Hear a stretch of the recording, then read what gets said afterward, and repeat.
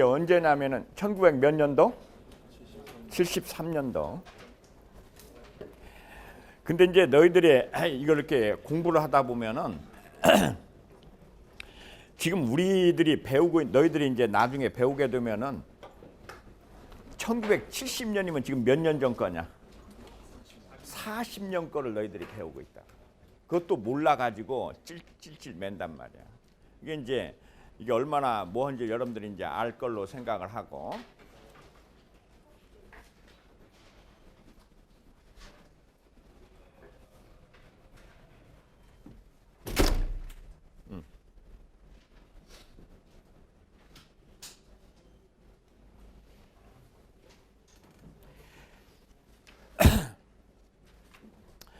이제 옛날로 한번 돌아가자. 돌아가서 옛날에 OS가 뭐? 예? OS가 뭐야? 첫째가 전문화, 그 다음에 표준화, 단순화, 과학화, 시스템화 이제 이렇게 했지. 그 다음에 이제 너희들이 3I라고 그랬잖아. OS 3I라고. 3I의 1번이 이제 뭐야? 인포메이션. 그러니까 인포메이션이니까 그건 어디에 있던 거야? 옛날에? 그 IBM의 뭐야? MRP. 그게 이제 인포메이션 시스템 아니야? 이제 인포메이션 시스템에 이제 두 번째가 뭐야? 인테그레이션. 그래서 이제 오늘은 CIM이라는 게 이제 뭐냐 하면은 CIM은 컴퓨터 인테그레이티드 매니팩처링. 알겠죠? 맞으면 컴퓨터로 인테그레이션을 하는 거다. 이렇게 이제 매니팩처링을 하는 거다. 이렇게 보시면 그래서 이제 집적화라는 건 뭐냐?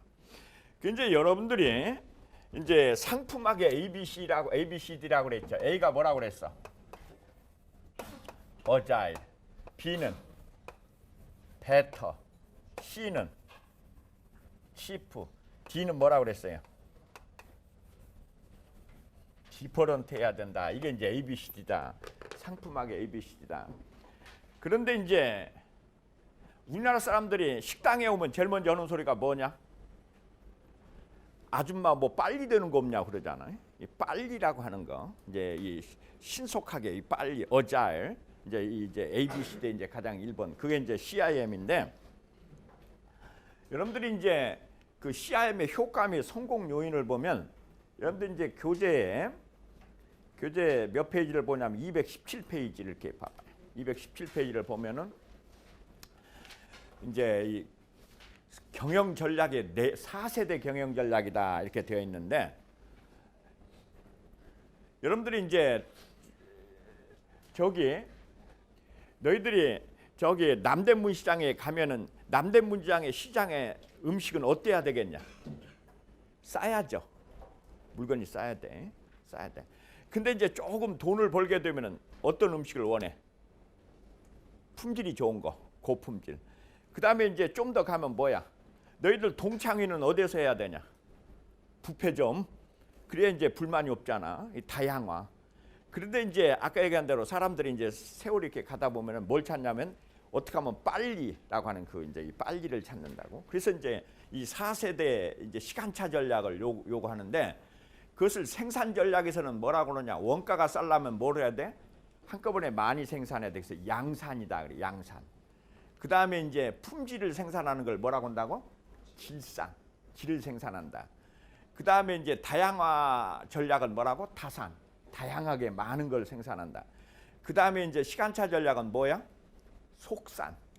말하면 속도 빨리빨리 생산한다. 이 속산 전략이다 했을 때 여러분들이 원가를 전략하려면 어떻게 해야 되냐? 여러분들이 포드에서 뭘 배웠어요? 컨베이어 시스템. 컨베이어를 깔아버리면 싸게 나온다고. 그 다음에 이제 품질 전략은 라인 스톱제. 그 다음에 여러분들이 다산 전략은 우리가 뭐라고 하냐면은 플렉시블 매니팩처링 시스템 FMS다 그래. FMS 플렉시블하다.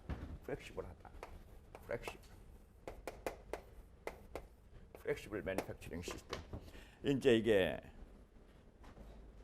요놈아 여자가 남자보다 우수한 면이 뭐가 있냐? 예. 여자가 남자보다 뭐가 우수해?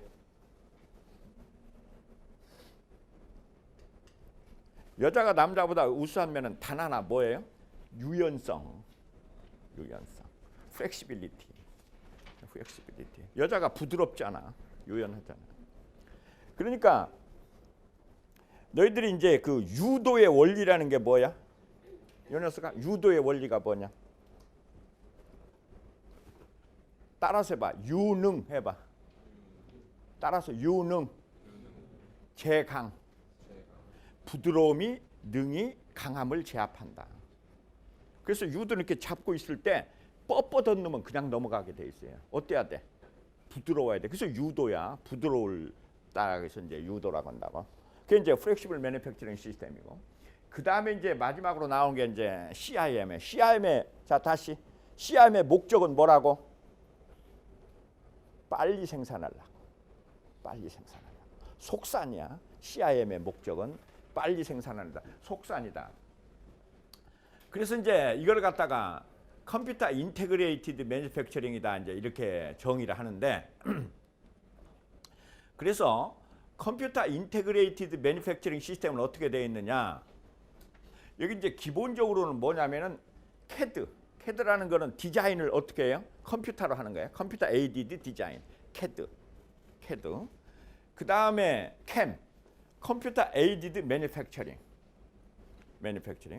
그 다음에 CAT, 컴퓨터 에이디드 테스팅. 이게 맞으면 이제 검사하는 거. 그러니까 설계를 컴퓨터로 하고 제조를 컴퓨터로 하고 검사를 컴퓨터로 하고 이것들이 공유 데이터베이스를 가지고 있어가지고 이거에 의해서 뭐를 한다고? 컨커런트 엔지니어링, 동시공학. 옛날에 이 CE는 얘기를 했죠. 동시공학을 해가지고 이것이 매니팩처링으로 연결되는 거. 이거를 CIM이라고 해요. 이게 CIM의 구성에는 뭐가 있을까? 첫째가 뭐? CAD, 컴퓨터 에이디드 디자인. 그 다음에 두 번째가 컴퓨터 에이디드 매니팩처링. 그 다음에 세 번째가 컴퓨터 에이디드 테스트. 그 다음에 이제 거기다가 뭐가 있냐면은 거기에 커먼 데이터베이스. 이제 이것들이 합쳐져 가지고 뭘 하냐면은 설계한 걸 가지고 바로 뭐예요? 설계를 가지고 제조할 때 그냥 그 도면이 그대로 제조로 들어가고 그래 가지고 뭐를 하자는 거야? 납기를 단축하자는 거. 알겠죠? 자, CIM의 목표는 뭐라고? 납기를 단축하자. 어떻게 해서?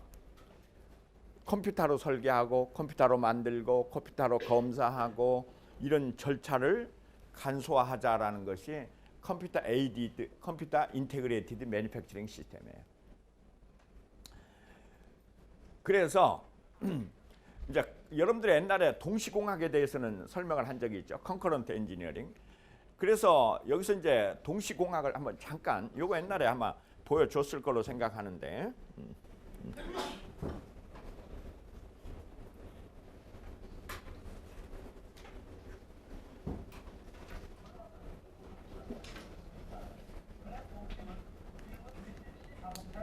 방식을 벤치마킹한 것입니다. 미쓰비시로 직원을 보내 조사한 결과 그들이 자신들과는 전혀 다르다는 것을 알았어요.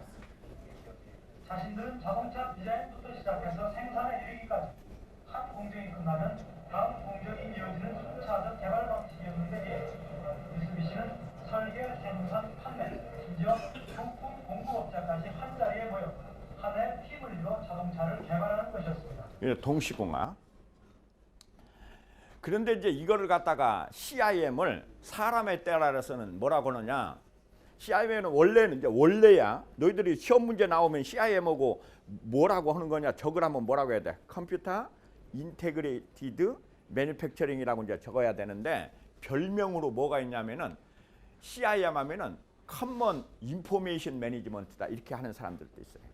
커먼 인포메이션 매니지먼트. 이런 거는 이제 이거는 그냥 별명이야. 진짜 이름은 아니야. 별명인데 이건 무슨 얘기냐면은 아까 얘기한 대로 여기서 이렇게 이제 보면은 공유 데이터베이스를 가지고 있어요. 이제 이런 의미에서 이걸 갖다가 아까 얘기한 대로 맞으면 커먼 인포메이션 매니지먼트라 하는 사람도 있고 또 커스터머 인터액션 매니지먼트다 이렇게 하는 사람도 있어요. 커스터머 인터액션 매니지먼트. 근데 너 얼마 안 적어도 아니? 머리 이렇게 아주 그냥 반짝반짝할 것 같지 않은데 적기라도 해야지. 그래서 이제 여러분들이 이제 이렇게 얘기하는데 중요한 거는 이 해링턴의 이제 CIM이라고 하면 CIM의 3요소. 여러분들 교재에 이게 몇 페이지에 있냐? 218페이지에. 이렇게 이제 보면은 여기 이제 CIM이라고 하는 게 있고 CIM에 이제 소프트웨어를 담당하는 컴퓨터가 있고 그다음에 이제 이것을 랜이라는 거 알죠? 로컬 에리어 네트워크라고 해서 이제 이 통신망. 그다음에 이제 통합화. 그다음에 이제 단순화. 그다음에 이제 제어 계통을 담당하는 센서, 자동화. 그래서 이제 기본적으로 CIM은 자동화와 단순화와 통합화로 이루어지고 이제 크게 보면은 컴퓨터하고 제어 시스템하고 통신 이게 이루어지는 이게 3요소예요. 그러니까 CIM의 3요소가 뭐냐 하면은 컴퓨터, 통신, 제어 이렇게 되어 있죠. 그래서 이제 여러분들이 거기에 그 CIM에서 CIM의 이제 원형도표 하면은 여러분들이 714페이지에 있는 바와 같이 이 제조 기구에 데이터베이스가 있고 이제 데이터의 자동화가 있고 여기에 이제 나중에 설명하는 이제 그룹 테크놀로지, 그다음에 이제 시뮬레이션, 그다음에 설계, 가공, 조립, 시험, 물류, 제조 이것들이 하나가 되는 이제 이런 시스템으로 되어 있다 이렇게 볼 수가 있어요.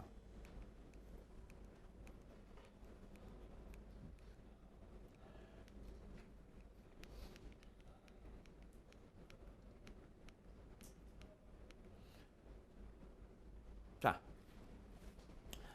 이게 이제 동시공학이라는 의미가 어떤 의미냐 이제 이렇게 생각을 하면은 기본적으로 이제 이게 있을 수 있어요. 소비자가 이제 어느 이제 회사한테 물건을 주문을 해.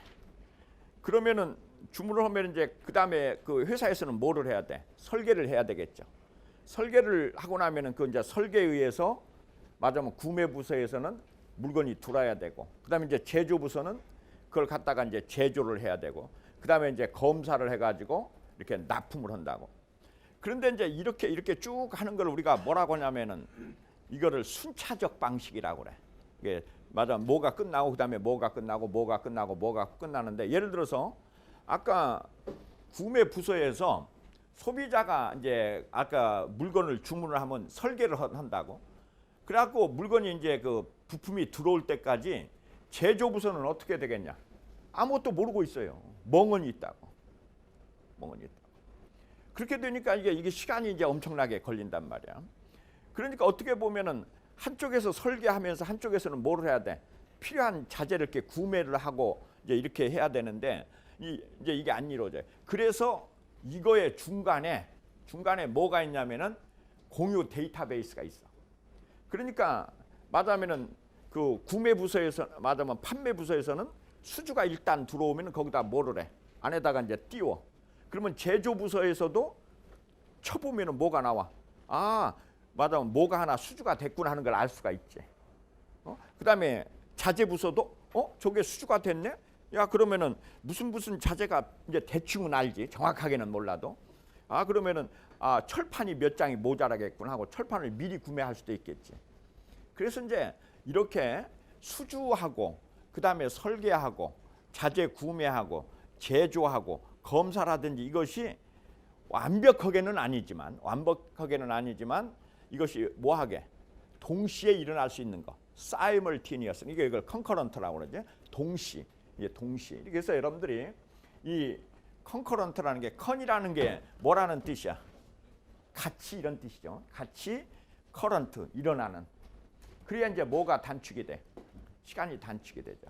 그러니까 순차적 방식이 아니고 사이멀티니어스하게 동시에 일어나게 하는 그렇게 함으로써 뭐를 단축하는 거? 이게 납기를 단축하는 방법. 그러니까 이제 너희들이 이제 이 말하면은 그러면 CIM은 원가는 적게 들을까 많이 들을까? 많이 들겠죠. 아무래도 컴퓨터도 써야 되고 뭐또 인테그레이션도 하고 이제 많이 들지만 어디서 이점을 얻어요? 단납기화. 그러니까 이제 너희들이 알겠지만 이런 회사 같은 데서 이렇게 한단 말이야. 저 물건을 주문할 때 뭐라고? 값싸냐 비싸냐는 옛날에는 이제 그걸 많이 따지는 요새는 뭐라고? 열흘 만에 납품이 돼요 이렇게 묻는단 말이야. 근데 우리는 열흘 만에 납품이 되는데 저 짝에다 주문하면은 한 달이 걸린다 그러면 어때요? 열흘 만에 되는 대로 주문을 하겠지. 그래서 이제 스피드화라고 하는 거, 이제 그래서 이제 그런 거, 아까 그것을 딴 말로는 뭐라고 그래서 속산, 속히 생산해야 되는 문제. 이런 문제들이 이제 얽혔을 때 말하자면 이 CIM을 도입한다. 그래서 이제 이걸 아까 몇 세대 경영이라고 그랬어요? 4세대. 자, 1세대는 어떤 경영? 원가. 2세대는 품질. 3세대는 다양화. 4세대는 말하자면 시간차, 빨리라는 문제. 빨리라고 하는 문제. 단납기라고 하는 문제. 이제 이거를 근데 요 녀석아, 너 뭘 보고 있어? 야, 왜 단납기가 필요하냐?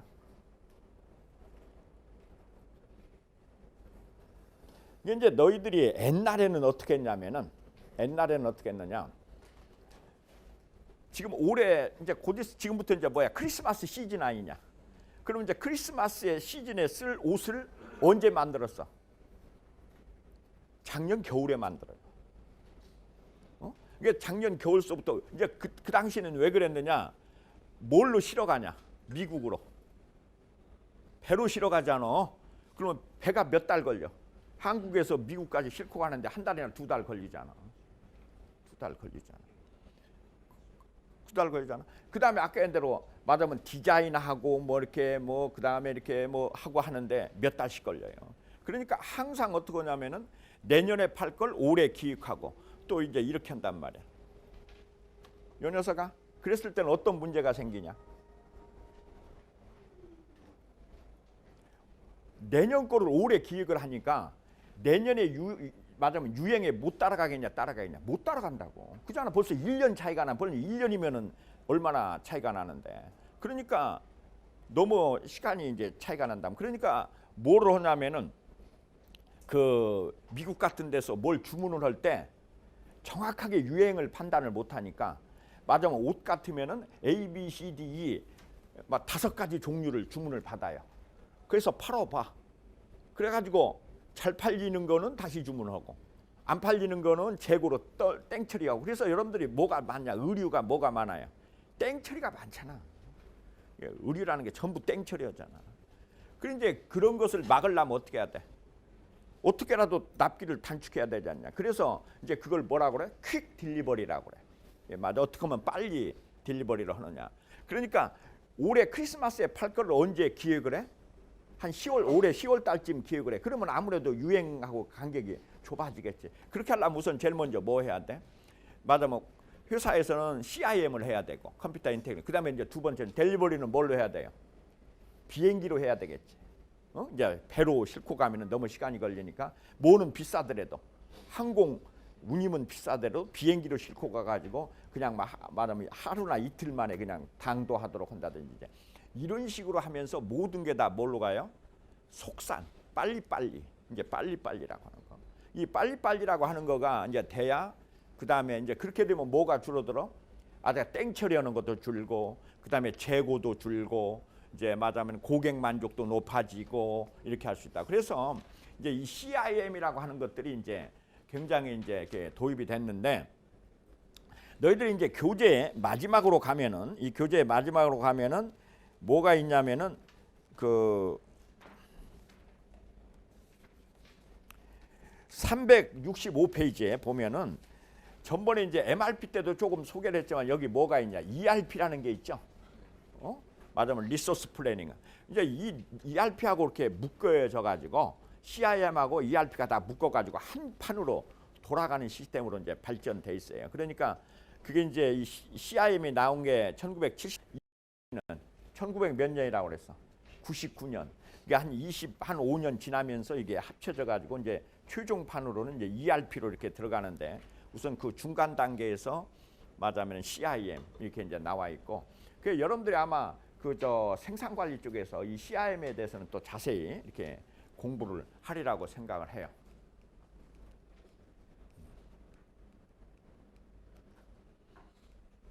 그다음에 이제 여러분들이 혹시나 알지 어떨지는 이제 배울지 어떨지는 모르겠는데 GT라고 하는 게 있어. 그룹 테크놀로지. 그룹 테크놀로지. 자, 너희들이 이제 중국 음식점에 가요. 중국 음식점에 가. 그래서 이제 요리를 시킬 때 한 사람은 뭘 시켜? 짜장면 시키고, 한 사람은 볶음밥 시키고, 한 사람은 뭐 잡탕밥 시키고, 이게 골고루 시켜요. 그러면 빨리 나오냐, 빨리 못 나오냐? 빨리 못 나오죠. 그런데 이제 그게 요리사 입장에서는 어떻게 해야 돼? 이거를 갖다가 이제 하면은, 그런데 우리가 이제 여러분들 알겠지만 그 중국 음식을 분류를 하면 면류는 뭐야? 우동, 짜장면, 그다음에 뭐 울면 뭐 이런 것들은 어때? 한 종류고, 또 볶음밥, 잡채밥 이거는 또 한 종류고, 그다음에 탕수육 이런 건 한 종류잖아. 그래서 이제 그 사람한테 식사를 시키면, 여기저기서 시키면은 우선 요리사가 뭐부터 해야? 면부터 해야 되겠다 해가지고 짜장면 뽑으면서 뭣도 빼, 울면도 뽑고 이제 이렇게 면으로 딱 뽑은 다음에, 그다음에 또 뭐야? 밥 하면은 볶음밥, 뭐 잡채밥 뭐 이렇게 쫙 또 뽑고, 그다음에 또 이제 요리로 뽑죠. 이렇게 작업을 모아서 하는 것을 그룹 테크놀로지라고 해요. 그룹을 지어가지고 하는 거니까. 알겠죠? 그룹 테크놀로지. 예? 그룹 테크놀로지. GT.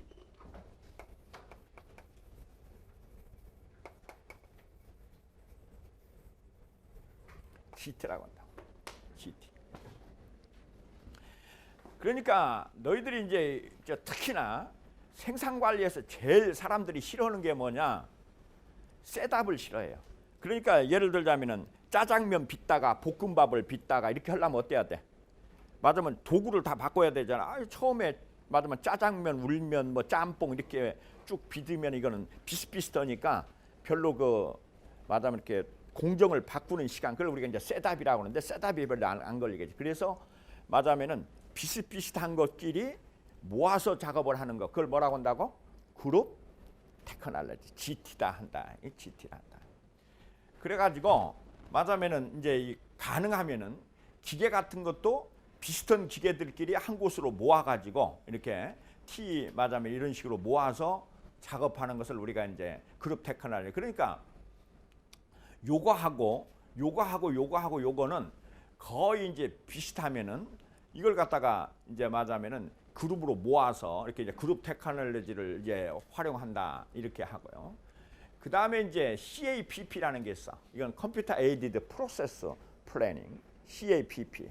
이게 여러분들이 이제 이거는 뭐냐면은 이 공정 계획을 세울 때 자동 공정 계획을 세우는 거, 컴퓨터를 도입해가지고 자동 공정을 세우는 걸 갖다가 컴퓨터 에이디드 프로세스 플래닝이라 그래요. 그래서 이제 NRC 보고에 의하면은 이제 이 CIM을 도입을 했더니 리드 타임이라는 게 맞으면 아까 납기를 3 내지 60% 단축하고, 수율이라고 하는 건 일드야. 이게 생산 그 배율이 2에서 4배 늘고, 생산성이 40에서 70% 늘고, 기술자의 능력이 3에서 3.5배가 늘고, 설계 코스트는 15에서 30%가 줄더라라는 게 CIM의 탁월한 도입 효과, 이렇게들 얘기해요. 그런데 이제 아까도 얘기했지만 이제 우리나라가 이게 언제 나왔다고? 1973년에 나왔는데 아직도 우리나라 기업에서 이게 정착이 안 돼 있어. 그러니까 이제 회사 같은데 너희들이 가보면은 아까 얘기한 대로 이제 설계를 하면 그 CAD 데이터가 어디로 들어가야 돼? 캠으로 들어가 가지고 설계한 대로 그냥 이렇게 깎으면 되는데, 이게 아까 인테그레이션이 잘 안 돼 가지고 설계는 CAD로 하고, 그러면은 프린터를 뽑아줘. 그러면 그 프린터를 보고 깎는 건 또 다시 깎아요. 그래서 이제 2중 작업, 3중 작업들이 들어가는 게, 그러니까 여러분들이 우리나라 같은데 생산 관리라는 게 맞으면은 몇 년 뒤떨어진 거야. 외국에 비하면은 한 40년. 이게 1973년이니까 지금 40년 전에 나온 기법들인데 우리나라에서 이게 제대로 활용되고 있지 않다 하는 거 아마 여러분들이 느끼리라고 생각해요. 그래서 이제 우리가 이 CIM의 성공 요결 해가지고 여러분들이 이제 교재에 몇 페이지에 있냐, 여기 219페이지 이렇게 보면은 이제 이 CIM이라고 하는 거는 뭐냐면은 인테그레이션인데, 자 다시 여러분들이 옛날에 배운 도요타 생산 방식은 어느 나라에서 나온 거야? 일본. 그 다음에 CIM은 어느 나라에서 나온 거야? 미국. 미국 경영 방식은 항상 뭐라고 그랬어? 톱다운 어프로치라고 그랬죠. 일본식은 바텀업 이렇게 앞에서 올라가는 거고 미국식은 톱다운 어프로치. 그러니까 CIA면 항상 톱다운 어프로치. 그래가지고 방침 및 목표 방침을 위해서 이제 정하고 그다음에 이제 톱에 의지해서 산의 스태프를 하고 또 이제 사회의 스태프를 모으고 그다음에 이제 그것을 디테일화하는 것은 바텀업을 해요. 이제 이런 식으로 맞으면 되어 있어야 된다. 그러니까 이게 이제 되어야 된다. 그래서 요거를 갖다가 매니팩처링 엔바이런먼트가 어떻게 되어야 되느냐라는 것들이 이제 주요한 과제가 되고 있어요. 그래서 CIM의 이제 발전의 이제 기본적인 거는 정보 기술의 진보는 앞으로도 계속 발전돼 나갈 거다. 그다음에 이제 부분적인 자동화는 되어 있는데 시스템화는 거의 실현되어 있지 않다. 그다음에 이제 많은 제품들이 성숙기에 접어들고 있다. 그래서 이제 CIM의 목표가 뭐냐 물으면은 아까 얘기한 대로 설계, 수주, 설계, 제조, 판매가 정보가 뭐가 돼야 된다고? 집적화가 되고 인테그레이션이 돼가지고 판매와 물류와 제조의 정보 통합이 이제 기대가 되면서 기업 전략에서 뭘로 가는 거야? 속산 시스템으로 가는 것을 우리가 CIM이라 한다. 이렇게만 하고 오늘은 이걸로 끝내고 그 다음에 다시 볼보사의 인간화 쪽으로 넘어갑시다. 이게 지금 여러분들이 원래 이게 30장으로 만들어 놓은 게 15주로 만들어 놨는데 한 주가 빠져버리고 그죠? 그리고 우리가 한 번 논 적이 있죠. 그래서 이게 좀 바빠서 오늘은 4장을 나가려고 그래.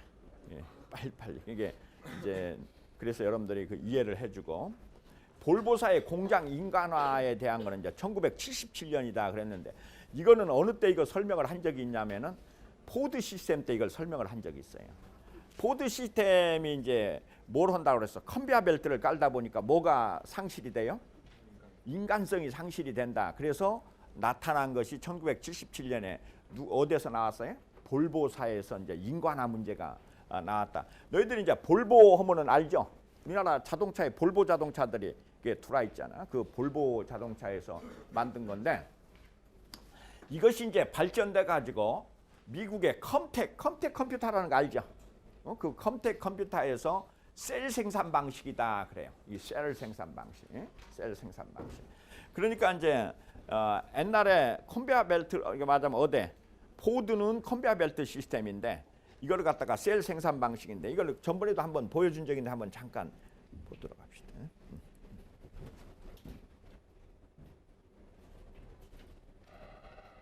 컴텍은 작년에 236만 대 PC를 판매함으로써 애플과 IBM을 제치고 세계에서 개인용 컴퓨터를 제일 많이 파는 회사가 됐습니다.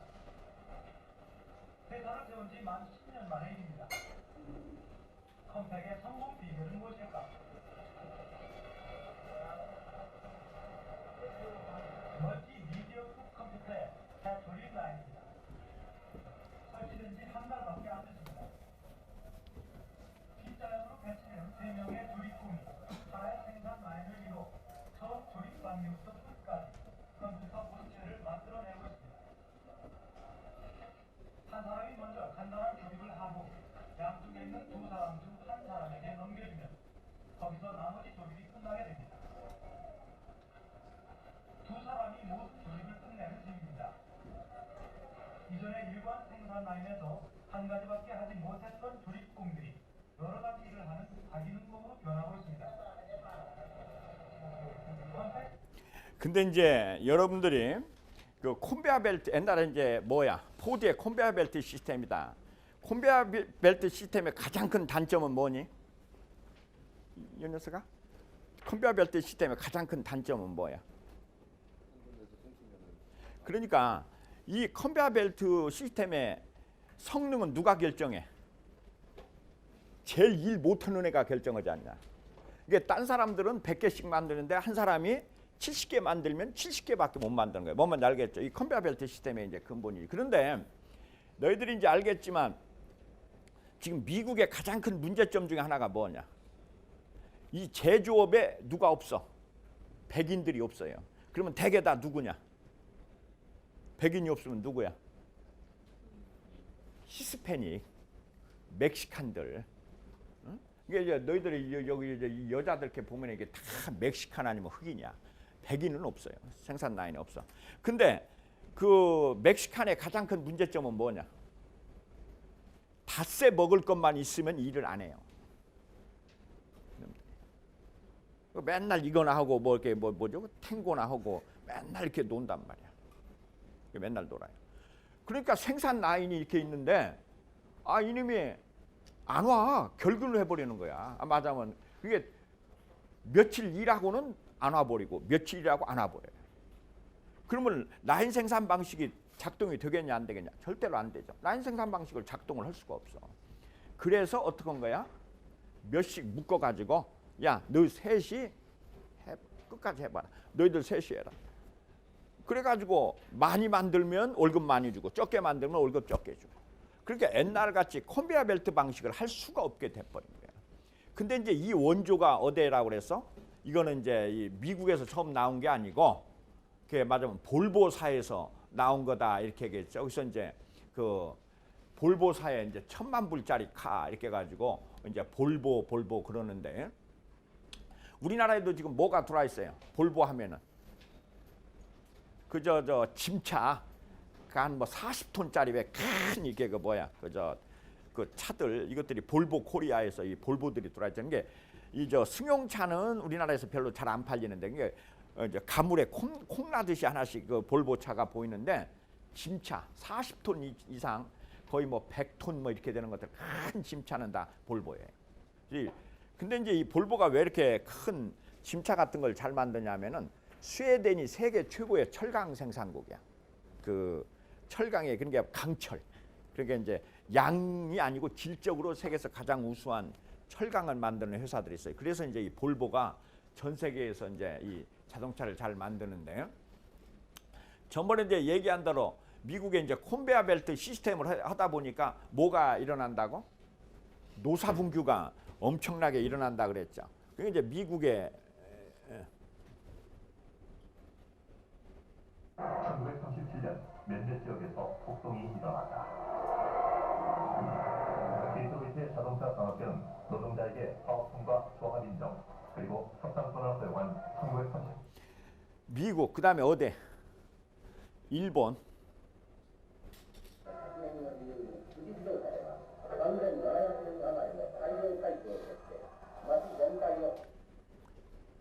그래서 이제 전번에 얘기한 대로 이 컨베이어 벨트 생산 방식이라고 하는 게 이게 이제 뭐가 많아요?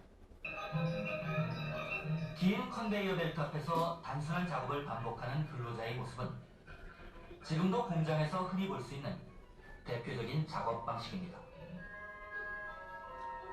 캐논은 생산 혁신을 위해 공장에서 이 컨베이어 벨트를 없앤 셀 생산 방식을 도입했습니다.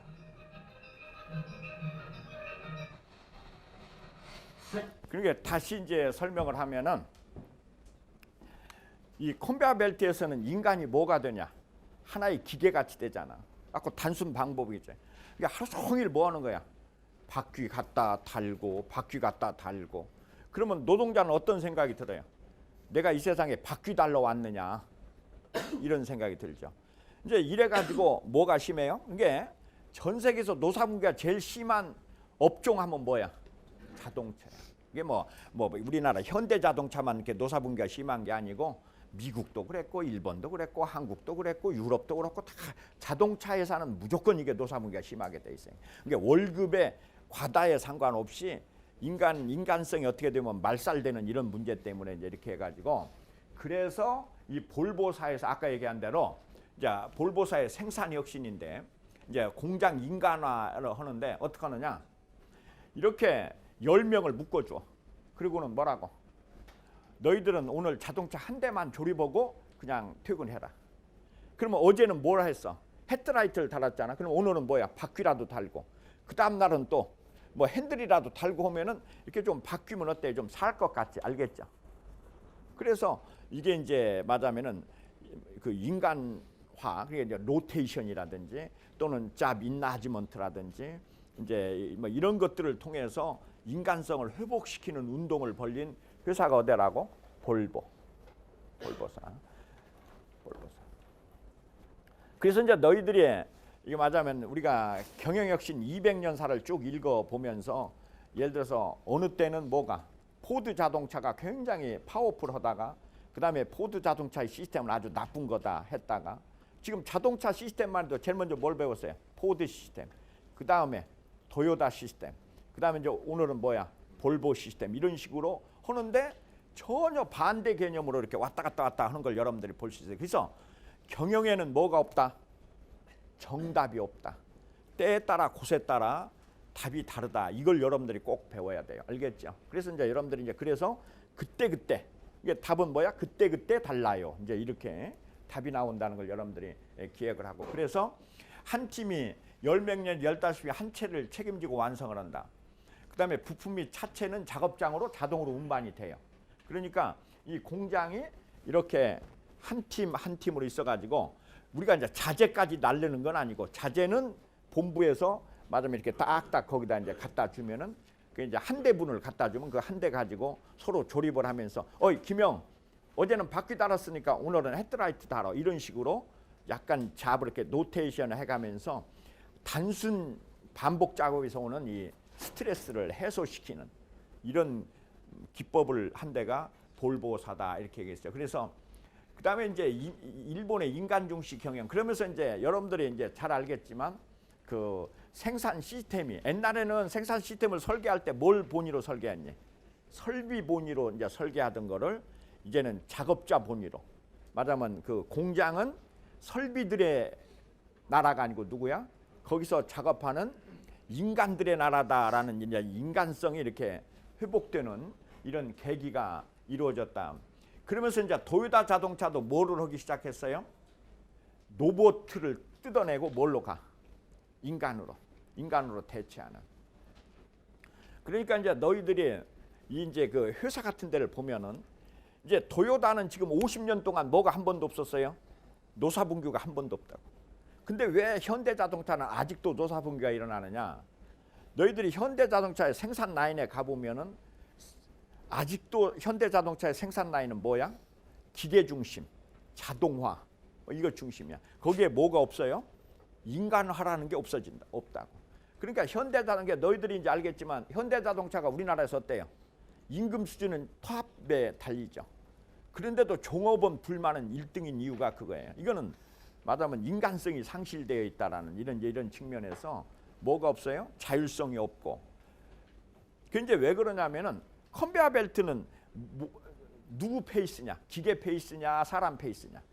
기계 페이스죠. 컨베어 벨트가 막 돌아가니까 내가 어때요? 조금만 늦게 작업을 하면은 내 앞에 막 재고가 쌓인단 말이야. 그러니까 내 마음대로 못 되는 거지. 내 페이스를 못 하고 막 뛰어야 돼.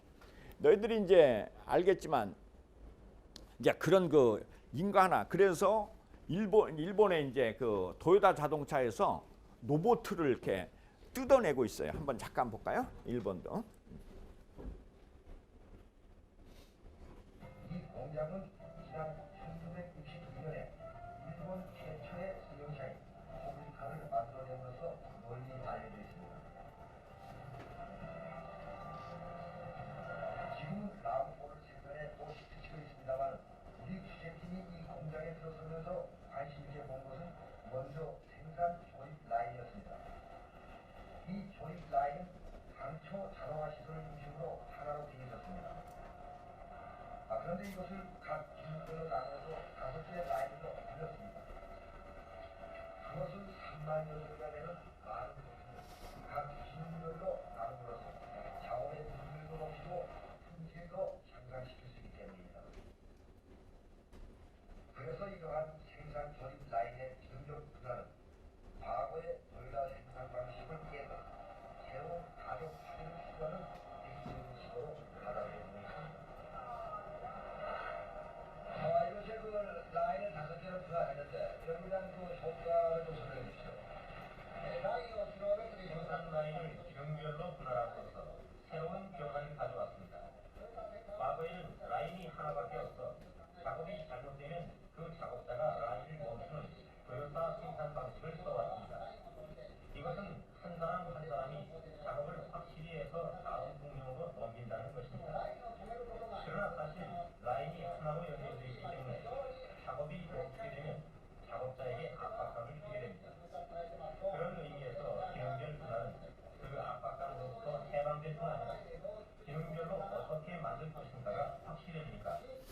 그러니까 이제 이런 그 후진국으로 가면은 자동차의 가장 큰 문제가 뭐야? 어떻게 하면 값싸게 만드느냐.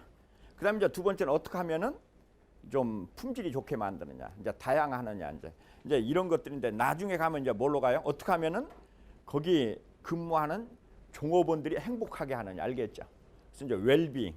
어떻게 하면 그 종업원들을 이렇게 행복하게 하느냐. 이런 게 안 되면 그러니까 아까도 얘기했지만 우리나라에서 월급은 제일 많은 현대자동차 회사가 노사봉규는 끝이지 않는 이유들이 뭐냐 이제 이것을 해결한다고 하는 것들이 이제 볼보사의 말하자면은 인간화 과정. 그래서 제일 먼저 한 게 뭐야? 컨베이어 벨트 다 뜯어버리고 그 다음에 이렇게 팀으로 만들어 가지고 말하자면은 그 잡을 로테이션 시키고 한 이것들이 이루어진 거죠.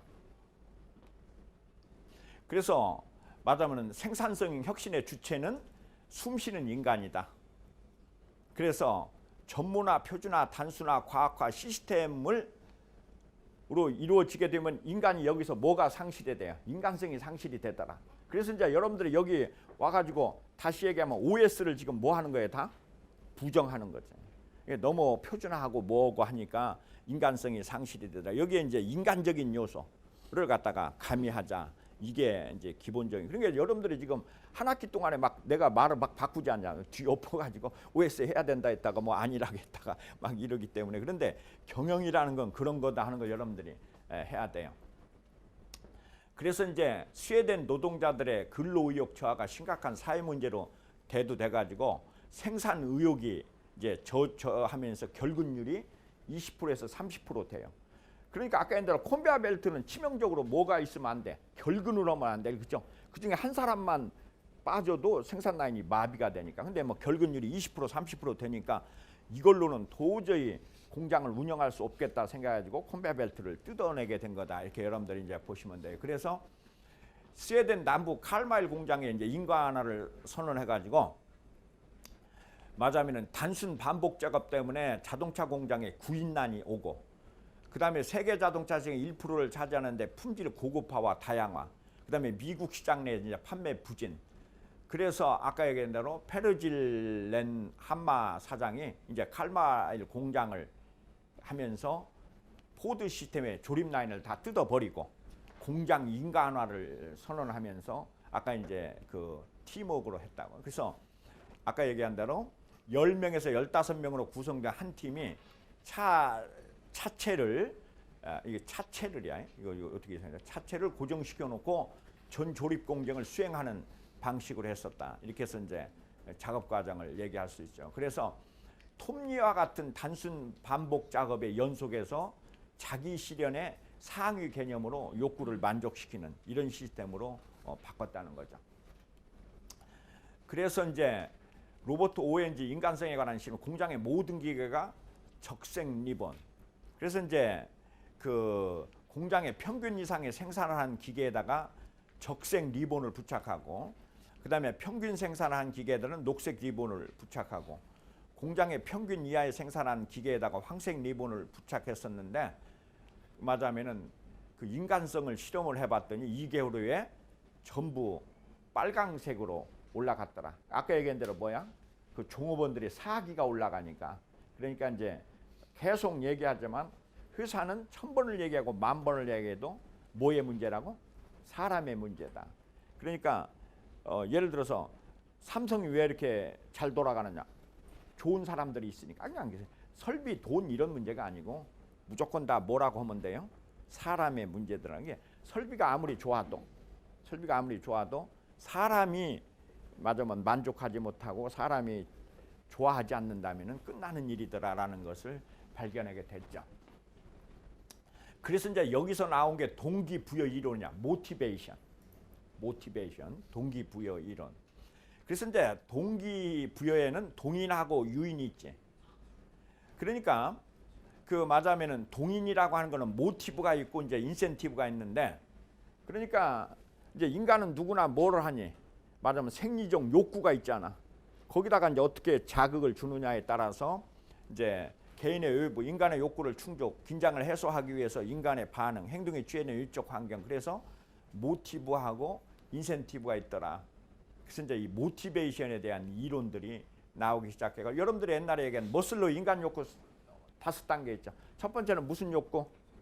생리적 욕구. 두 번째는 안정에 대한 욕구. 세 번째는 사회적 욕구. 네 번째는 자아의 욕구. 다섯 번째는 자아 실현의 욕구. 요 5가지 욕구를 어떻게 충족시키냐에 따라서 이제 이것이 만족되느냐 안 되느냐 하는 걸 여러분들이 이제 기억하리라고 생각해요. 그래서 여러분들이 225페이지에 보면은 그 이제 인간 욕구의 5단계가 거기 있죠. 머슬로의 인간 욕구의 5단계가 있다고. 이건 이제 모티베이션 이론이죠.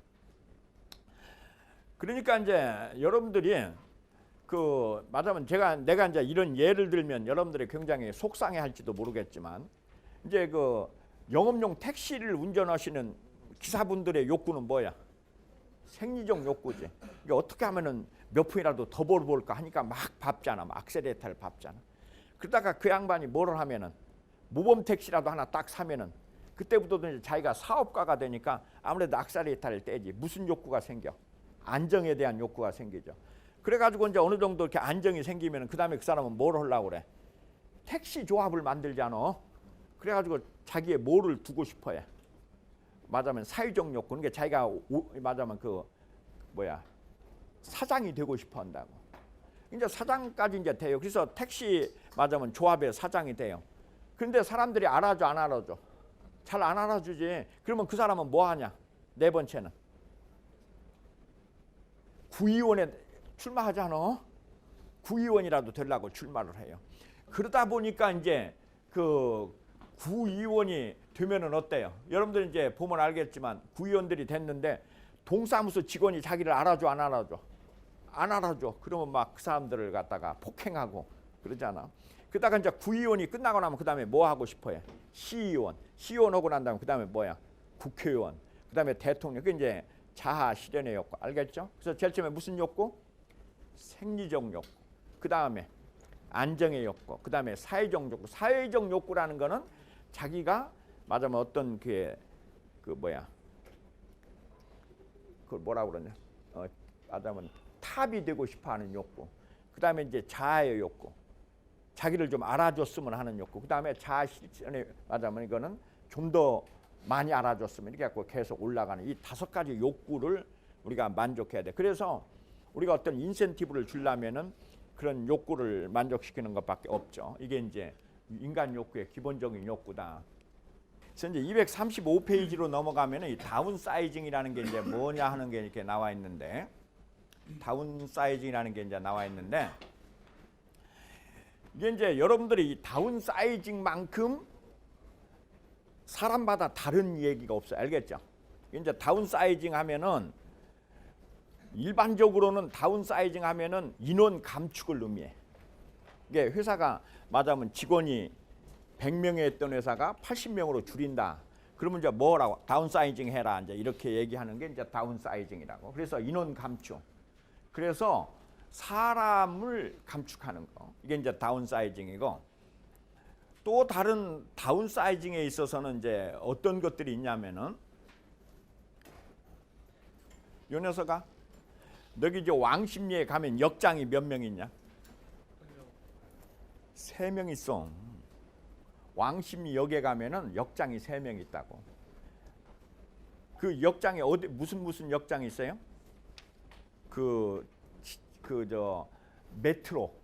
메트로 역장이 하나 있고, 도시철도 공사 역장이 하나 있고, 그 다음에 국철 역장이 있어요. 그 왕십역에는 역장이 3명 있다고. 요놈아 여기 졸지 말고, 얘놈아. 지금 서울시 지하철을 보면은 어떻게 해놨냐? 메트로라는 게 있고 도시철도로 둘로 갈라놔지는 게 1, 2, 3, 4, 5선은 메트로에서 관장하고, 그 다음에 5, 6, 7, 8은 도시철도에서 관장을 하는데 왜 짜게 놨냐? 요놈아 왜 짜게 놨어? 응? 복잡해. 막 둘로 짜게 놓으면 더 복잡하지. 아까 그랬잖아, 역장이 2명씩 있어야 되잖아. 둘이 만나는 데마다 역장이 2명씩 있다고. 근데 이제 왜 그랬느냐? 옛날에 그 지하철에 뭐가 많았어요? 노사분규가 많았다고. 그래갖고 맞으면은 그 지하철이 노사분규를 일으켜 버리면 서울 시내 뭐가 다 마비가 돼. 교통이 마비되잖아. 그래서 그놈을 둘로 짜갠 거야. 그래갖고 말하자면 메트로가 마비가 되더라도 뭐라도 그 말하자면 도시철도라도 작동하도록. 그래서 이 다운사이징은 대개 어떻게 하냐면은 이렇게 짜게 가지고 말하자면은 그 노조의 역할을 이렇게 줄이려고 짜게는 경우가 더 많아요. 그래서 이제 딴 측면에서 보면은 리스크를 줄이려고. 그러니까 이제 너희들이 기업이라고 하는 것은 가장 중요한 게 이제 두 가지가 있는데, 하나는 어떻게 하는 거냐면은 맥시마이즈 뭐야? 프라핏. 어떻게 하면 이윤을 극대화하느냐 하는 거 하고, 미니마이즈 뭐야? 리스크. 이 리스크를 어떻게 줄이느냐. 그러니까 조직을 하나로 해버리면은 뭐가 좋아지냐? 이익이 좋아져. 맞으면 역장 하나면 되는데 셋씩 두지 않고 하나씩 이렇게 MMA를 하면은 그게 좋아지는데, 그 대신에 이게 너무 조직이 커져버리면 뭐가 불가능해져? 관리가 어려워져요. 그래가지고 무슨 일이 벌어지냐면 리스크가 커진단 말이에요. 그러니까 이제 너희들이 예를 들어서 포항제철에서 공장을 포항에다 하나만 줘. 그러면은 공장장도 하나만 있으면 되고 하니까 훨씬 효율적이지. 근데 그걸 어디에다 나눴냐? 광양에다가 나눴잖아. 왜 나눠? 그러니까 포항 쪽에서 지진이 나더라도 그놈 하나나 마비되고 광양 쪽은 마비가 안 될 수가 있잖아. 그죠? 그래서 이렇게 둘로 나누는 거는 비효율적이지만 뭐를 줄이는 거야? 리스크를 줄인다라는 측면이 있어. 알겠죠?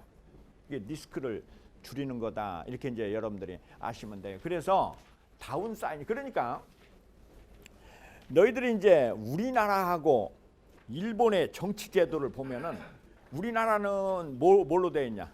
중앙 집권제죠. 말하자면 이제 중앙 집권제고, 일본은 봉건제야. 그러니까 일본에 나고야 성이 있으면 나고야 성의 성주는 어떻게 돼? 아들이 또 성주고 손자가 성주고 이렇게 계승이 돼요. 우리나라는 말하자면 평양감사라는 게 아버지가 평양감사라 해서 아들이 평양감사인 건 아니지. 이게 말하자면 누구만 아들이 왕이야? 이제 왕만 그렇게 하고 지방은 다 전체 이건 중앙 집권제로 하는데, 일본은 일종의 다운사이징을 한 거야. 다운사이징을 한 거야. 이제 다운사이징이라는 게 이제 어떤 의미도 있냐면은, 이 다운사이징이라는 의미는, 다운사이징이라고 하는 의미는, 다운사이징은 뭐하고도 되냐면 지방자치라고 하는 거하고도 일치하는 개념이에요. 그러니까 말하면은 이렇게 지방으로 이렇게 나눠 가지고 너희들 마음대로 한번 해봐라, 이렇게 해가지고 나눠놓는 이런 것들이 이제 그 다운사이징인데, 우리나라는 지금 다운사이징 말로만 지방자치 한다면서 지방자치 하는 게 아무것도 없죠. 왜 지방자치가 없냐면은 너희들이 이제 예를 들어서 저기 전라북도에 뭐 김제시, 그러면 그 김제시의 자립도가 몇 프로가 안 되냐면은 20%가 안 돼. 그러니까 80%는 누가 돈을 줘야 돼? 중앙정부에서 교부금을 받아가지고 해야 돼요. 그러니까 이제 이놈네 아버지가 뭐라고 그러는 거야? 이놈 보고, 인마 너 네 멋대로 해봐라. 그 대신에 너 그러면은 용돈은 끊을 것이다. 이제 이렇게 해버리면 얘가 자율권을 주는 게 아니지 않냐, 그치? 자율권을 주려면 뭐도 줘야 돼. 경제권을 줘야 자율권을 주는 거지. 근데 우리나라는 지금 지방자치단체를 많이 한다고 하면서도 이게 다운사이징이 안 돼 있는 거지. 이게 다운사이징이라고 하는 거는 이렇게 그 조직을 이렇게 나눠 가지고, 이게 이제 조직 문화를 나눠서 말하자면 지방자치단체 이렇게 하는 식으로, 이제 예를 들자면 우리 한양대학 같으면 안산 캠퍼스하고 서울 캠퍼스를 어떻게 해요? 총장이 따로따로 있어가지고, 그게 여러분들이 미국 같은 데 가면 총장이 따로따로 있어요. 이렇게 하면 이건 다운사이징이고, 총장은 하나고 안산에는 부총장만 있으면 이거는 말하자면 다운사이징이 아니고, 그렇죠. 알겠죠? 이게 총장이 다 관할을 하니까. 그래서 이제 다운사이징을 하는데, 다운사이징은 뭐는 조금 떨어질 수 있다. 효율은 좀 떨어질 수 있다. 그 대신에 뭐가 좋아진다? 리스크를 줄일 수가 있다. 그냥 한 번에 다 망하는 거를 방지할 수 있다. 이제 이런 측면에서 IBM에서 처음에 이 다운사이징이라고 하는 거를 갖다가 이 그 IBM 왓슨 연구소의 직원인 헨리라고 하는 사람이 다운사이징을 이렇게 처음에 주장을 했었는데 거기서 떼어놓은 거다 이렇게 얘기할 수 있죠.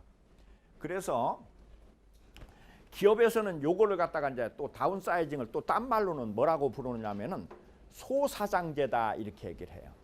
소사장제, 소사장제. 이게 이제 소사장제다. 예, 이게 우리가 CIC라고 그러는데 Company in Company, 회사 안에 회사 이제 이렇게 있는데 대개의 경우 이제 그 이게 너희들이 보면은 내가 지금 정확히는 잘 모르겠는데 그 SS 패션 아냐? 그 저 삼성의 그 패션 있잖아. 제일 뭐지? 그리고 거기 보면 뭐가 있어? 뭐 갤럭시라는 것도 있고 뭐 이렇게 많잖아. 그런 것들이 이렇게 일종의 분사 형태로 있어가지고 각자 뭐를 해? 독립 채산제로 이렇게 경영을 한다고. 이제 이런 것들도 일종의 다운사이징일 수 있고 이제 이 소사장제는 대개 어떤 경우 소사장제를 많이 하냐면은 그 업무 자체가 맞으면 3D 업종이야. 그래서 아무도 안 가려고 그래. 그러면 이제 그거를 갖다 그러니까 우리 학교 같으면은 이제 조금 다른 측면이 있는데 예를 들어서 청소하는 거 있잖아. 청소하는 거는 우리 한양대 직원들이 안 하지 않냐. 딴 사람들이 와서 오고 예를 들어서 어떤 거 저 복사 업무는 또 그 복사 업무 사장이 따로 있잖아. 이제 이런 식으로 이렇게 하는 거. 그래서 맞으면 회사 내에 또 회사가 있어가지고 그 사람들이 뭐를 해요? 이렇게 그 회사를 운영하는 거. 이게 컴퍼니 인 컴퍼니 이제 이런 형태를 우리가 이 소사장제라고 하는데 여러분들이 아시는 그 SK 같은데 이제 이렇게 보면은 너희들이 이제 회사 같은데 그저 뭐야 SK 정유 있잖아. 이게 에너지 이렇게 보면은 주유소가 일종의 뭐를 해요? 그 SK 직영 주유소가 있어. 근데 직영 주유소가 있는데 거기 사장은 월급쟁이가 아니야. 그 주유소에서 돈 벌면 그냥 그 사람이 다 자기 월급으로 먹는 거야. 왜 그러냐면은 직영 주유소를 만들어 놓으면 그 사람들이 어떠니? 열심히 안 할 가능성이 있잖아. 월급을 받으면. 그러니까 그거를 일종의 소사장제로 해가지고 대개 어떤 사람들 SK 정유에서 뭐한 사람들 그 저 이사나 이렇게 있던 사람들한테 하나씩을 주어가지고 네가 알아서 한번 경영을 제대로 해봐라. 그 대신에 거기서 이윤이 남는 만큼 너는 월급으로 먹어라 이렇게 해주는 이런 게 이제 그러면서 몸만 많이 해달라고 우리 기름을 좀 많이 팔아봐라 이렇게 하는 것들 이런 것들이 다 그 소사장제라고 하는 거예요. 소사장제 이게 이제 그런 거라고. 그래서 이제 다운사이징의 장단점은 뭐냐? 이게 이제 아까 얘기한 대로 이제 개념, 장점은 빠른 속도, 통신비를 절감할 수 있다. 그런데 이제 단점은 이렇게 여러 개가 이렇게 맞으면 조직이 있기 때문에 요것들을 연계시키는 비용이 많이 들어가고 거기에 이제 노력이 많이 들어가고 잘못하면 뭐가 할 수 있어요?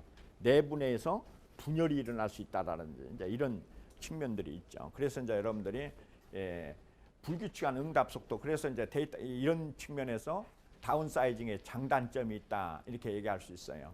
그래서 이 다운사이징을 할 때 이렇게 이제 분할을 하는데 어떻게 분할을 하느냐? 수평 분할을 할 수도 있고 수직 분할을 할 수도 있고 이게 이제 수직 분할을 할 수도 있고. 그 다음에 이제 재복구 시스템이다. 이제 이런 것들. 여러분들이 이제 옛날에 이제 9.11 테러가 일어났었단 말이야. 어디에서? 미국에서. 지난 2001년 9.11 테러 당시 184명의 인명피해를 했던 아메리칸 항공기의 미 국방부 펜타곤 충돌 장면이 5년 만에 처음 공개됐습니다. 이 비디오는 테러 당시 펜타곤의 감시 카메라에 의해 찍힌 것으로 민간단체인 사법감시가 정보자유법에 근거해 청원을 냄으로써 공개됐습니다. 그러니까 이제 미국의 9.11 테러가 그 저 무역센터에 일어났잖아요. 그럼 이제 거기에 뭐가 많았었냐면 그 미국의 증권회사나 이런 것들이 굉장히 많았었다고. 그러면은 그 당연히 어떻게 돼요? 거기가 그냥 무너져 버렸으니까 다 마비가 될 텐데 그 다음 날 골드만삭스나 이런 회사에서 어떻게 해? 영업을 그냥 한 거야. 그냥 한 거야. 그걸 왜 그게 가능해요? 그 시스템에 뭐를 한 거야? 중복 설계를 해가지고 전부 그러니까 맞으면은 이게 이제 내가 지금 잘은 모르겠지만 우리 한양대학 같은데 이 학적부가 있는 컴퓨터가 있을 거라고 그죠? 그것이 만일 폭격을 맞았을 때 어떻게 될 거냐 이제 이런 문제가 있겠지. 그러면 잘못하면 어때요? 너희들의 학적부가 그냥 다 날아갈 수가 있겠지, 그죠? 그러니까 그런 걸 갖다가 이제 너희들 알겠지만 옛날에 우리나라는 그 2조 실록을 몇 군데다 나눠놨어. 5군데다 이렇게 나눠놨잖아. 그래갖고 어느 한쪽이 다 없어지더라도 나머지가 남아가도록 이제 이것들이 미국에 이제 9.11 테러가 일어났을 때 아무 문제 없이 다른 증권 회사들이 다 지점들이 다 작동을 할 수 있었던 것들이 다 이렇게 분산을 해가지고 이렇게 중복 설계를 다 해놨기 때문에 맞으면은 이게 문제가 없었던 거지. 다운사이징의 가장 대표적인 것들이죠. 그래서 이제 여러분들이 그 우리나라 한번 여기 잠깐 보도록 하자. 우리나라에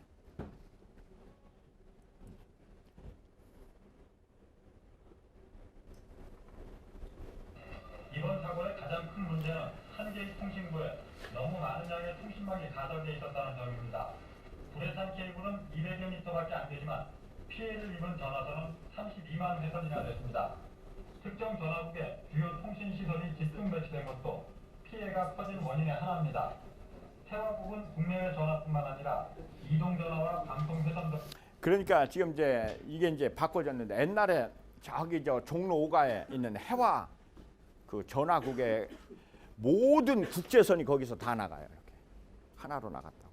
그러다가 이게 불타버리니까 그 당시에 이제 너희들이 그 몇 살 때인지 모르겠다. 어쨌든 그게 맞으면 우리나라의 모든 국제선이 다 마비가 돼버렸어요. 그것을 어떻게 써야 돼? 몇 개로 나눠 가지고 맞으면 뭐 부산에도 하나 있고 대구도 하나 있고 전주도 하나 있고 뭐 이런 식으로 나눠 놓으면은 어느 하나가 나가더라도 나머지 것들 어때요? 작동을 할 수가 있죠. 이게 다운사이징의 기본적인 개념들이야. 그러니까 뭐를 줄이자? 리스크. 이게 하나에다 이렇게 해가지고 그냥 전부가 다 몰살당하는. 그래서 이제 너희들이 주식 같은 걸 할 때도 그걸 뭐라고 그러냐? 달걀은 뭐라고? 한 바구니에 담지 않는다 그렇게 하잖아. 한 바구니에 담지 않는다. 그 다음에 이제 너희들이 또 아는 것들은 뭐가 있어요? 삼성 같으면은 요새 이제 삼성그룹의 사장들은 뭐해? 한 비행기에 타지 않아요. 어디를 갈 때 맞으면 삼성의 임원들이 어디를 간다고 하면은 아시아나도 좀 타고 칼도 좀 타고 그러다가 이제 죽으면은 한쪽 반만 죽게 하고 나머지는 살아야지 그렇잖아요. 이제 그런 식으로 이렇게 그게 이제 일종의 다 다운사이징 개념들이야. 이렇게 그거를 또 유식권 말로는 뭐라고 하냐? 포트폴리오랑 이렇게 이제 이렇게 나눠 가지고 이렇게 포트폴리오를 한다. 이게 이제 너희들이 그 포트폴리오는 좋은 거냐 나쁜 거냐? 프라핏 면에서는 나빠요. 포트폴리오를 해놓으면은 그 대신에 뭐는 좋아? 리스크가 줄어드는 거죠. 리스크가 줄어드는 거죠. 그래서 이제 이 포트폴리오라고도 하고 이렇게 나눈다고도 하고 다운사이징이라고도 하고 뭐 이렇게 하는 거죠. 또는 아까 뭐라고? 이제 이 다운사이징의 여러 가지 얘기를 하면은 아까 지방자치라고도 하고 또 뭐라고 돼? 소사장이라고도 하고 알겠죠? 다운사이징이라고도 하고 소사장 맞으면 그렇게도 얘기하고 그 다음에 또 경제적 용어는 뭐라고 한다고? 포트폴리오다. 포트폴리오라고도 하고 그래서 뭐를 줄이자는 거야? 이게 한꺼번에 몰살하는 것을 막자는 거야. 이게 이제 이 다운사이징 개념 이렇게 여러 개로 나눠 가지고 몰살하는 걸 막자. 그래가지고 전체가 다 나빠지는 걸 막자. 그래서 분산을 이렇게 시켜가지고 하자. 이제 이런 의미가 있는 것이 이게 다운사이징 개념이에요.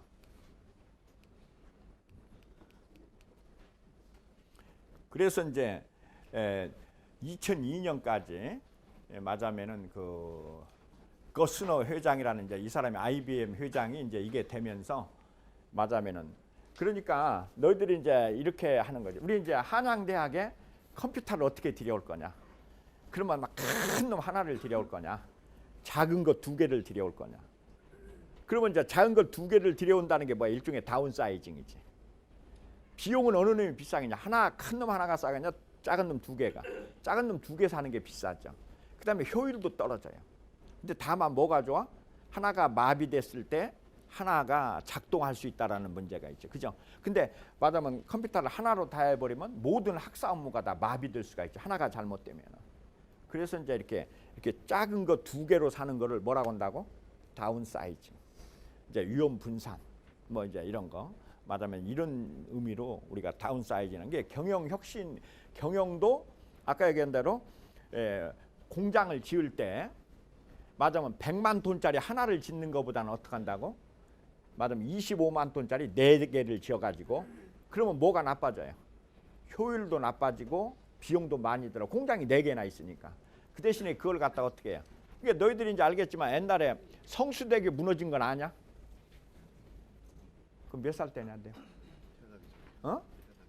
어? 태어나기 전이냐? 이 성수대교 무너졌을 때 이제 문제가 되는 게 뭐냐면 이 한강 다리에 교통이 막히니까 물류센터를 강남하고 강북에다 두는 회사들은 문제가 없고 강남에다만 두는 회사들은 마비가 되고 이제 이런 형태로 간다고. 알겠죠? 그러니까 성수대교가 무너질지 누가 하냐고. 그건 모르지. 그래서 이제 그리고 이제 너희들이 알지는 모르겠는데 일본에 고베에서 지진이 났어요. 그런데 거기다가 고베에다가 공장을 하나 가지고 있던 회사들은 다 망한 거죠. 다 그냥 무너져 버리니까. 근데 그래서 이제 공장을 지을 때도 비효율적이지만 이렇게 뭐 4개로 짓는다든지 네, 이렇게 이런 것들이 중요한 과제죠. 이건 이제 일종의 그러면은 이제 당연히 사이즈는 어떻게 돼? 줄어들기 때문에 그거를 우리가 다운 사이징이다 이렇게 얘기를 한다. 응?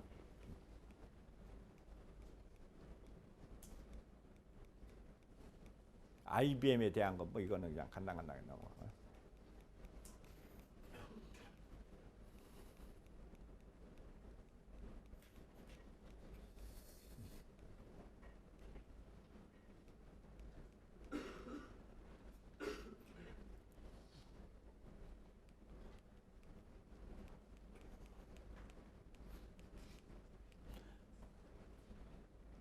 그 다음에 이제 그래서 다운 사이징의 반대가 뭐야? 업 사이징이지. 업 사이징. 그래서 이제 여러분들이 많이 하는 뭐야? MMA라는 걸 하잖아. 회사를 두루 이렇게 합병을 한다. 자, 그러니까 너희들이 이제 2가지 측면이 있다고 그랬어. 규모가 커지면은 뭐는 줄어드냐? 비용은 줄어들고 이제 그런데 뭐가 나빠져? 리스크가 나빠진다. 이게 이제 항상 그래서 업으로 할 거냐, 다운으로 할 거냐. 이거는 항상 이제 이 말하자면 기업들이 갖고 있는 항상 문제가 돼요. 문제가 된다고. 그래서 이제 다운 사이징이 있고 그다음에 여기서 얘기하는 이제 업 사이징, 사이즈를 이제 키운다.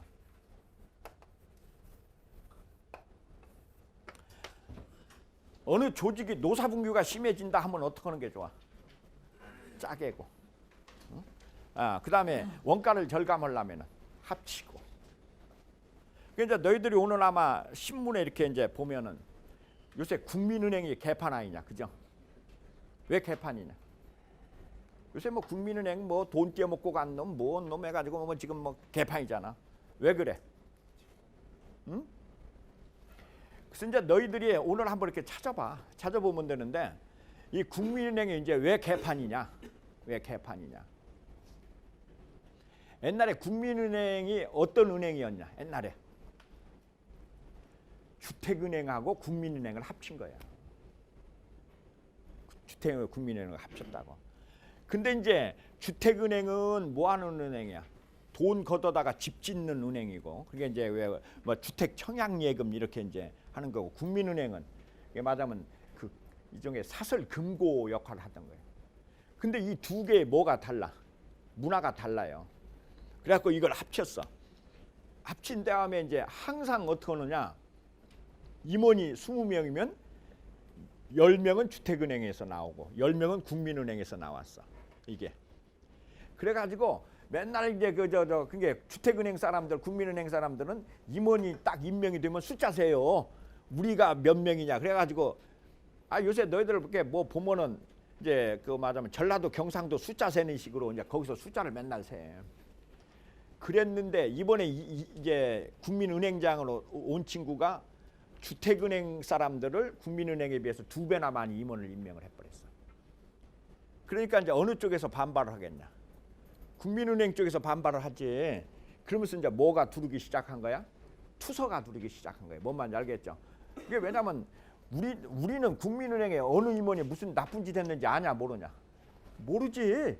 지들끼리 치고받아야 알지. 그래가지고 지금 치고받아가지고 지들끼리 투서질 해가지고 지금 막 다 까발려지는 거야. 그러니까 그래서 이 뭐가 다른 것끼리 합치는 건 굉장히 문제가 있어요. 문화가 다른 것끼리. 예? 그래서 문화가 다르면은 다 깨지게 돼 있어요. 그러니까 너희들이 옛날에 불교가 왜 이렇게 싸움이 많았느냐? 불교의 스님이 두 파가 있어. 하나는 뭐야? 결혼하는 파, 대처성. 하나는 결혼 안 하는 비구성. 둘이 합쳐놓으면 뭐라고 할까? 뭐 장가 가는 놈이 무슨 중이냐 한쪽에 하고 한쪽에서는 또 뭐라고? 장가도 안 가본 놈이 무슨 인간이냐 뭐 이러고는 싸우잖아. 그래서 이 맞으면 그 애트리뷰트가 다른 속성이 다른 두 집단이 이렇게 그러니까 업사이징 할 때는 굉장히 조심해야 돼. 뭐를 조심해야 돼요? 그 이질적인 문화를 어떻게 이게 하나로 만들지 못하면 그러니까 어떻게 보면은 이제 이런 얘기는 또 말이 안 되는 얘기이기도 하지만 남북한이 어때요? 통일을 해놓으면은 엄청난 혼란이 올 거라 그죠? 이질적인 문화이기 때문에 어떻게 보면은 그냥 이대로 그냥 그대로 사는 게 더 나을 수도 있어. 서로 그냥 각자 이렇게 사는 게 낫지 억지로 통일해놔 버리면 더 나빠질 수도 있다고. 이제 뭐 좋은 면도 있겠지만 이제 이런 것들을 여러분들이 이제 알아요. 그래서 다운사이징은 뭐 하는 거? 짜개는 거. 업사이징은 합치는 거. 그게 이제 거기에 장단점이 있다는 게 커지면은 뭐가 좋아져? 원가는 싸지고 품질은 맞으면 이런 거는 좋아지는데 뭐가 나빠지냐면은 위험 부담. 이게 맞으면은 아까 그래서 이제 여러분들이 뭔 생각을 하면 돼? 달걀은 한 바구니에 담지 않는다. 이거는 다운사이징 얘기다. 이렇게 알면 되고요. 그 다음에 이제 다시 이제 이걸로 하고 그 다음에 이제 오늘은 마지막으로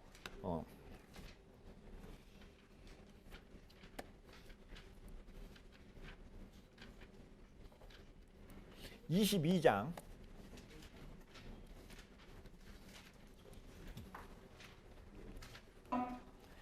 1981년에 그 이제 어디냐면 여러분들 교재 몇 페이지예요?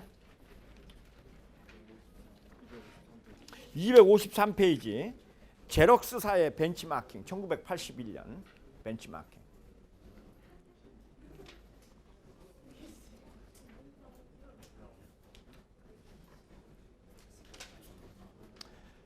여러분들이 256페이지를 보세요. 256페이지를 보면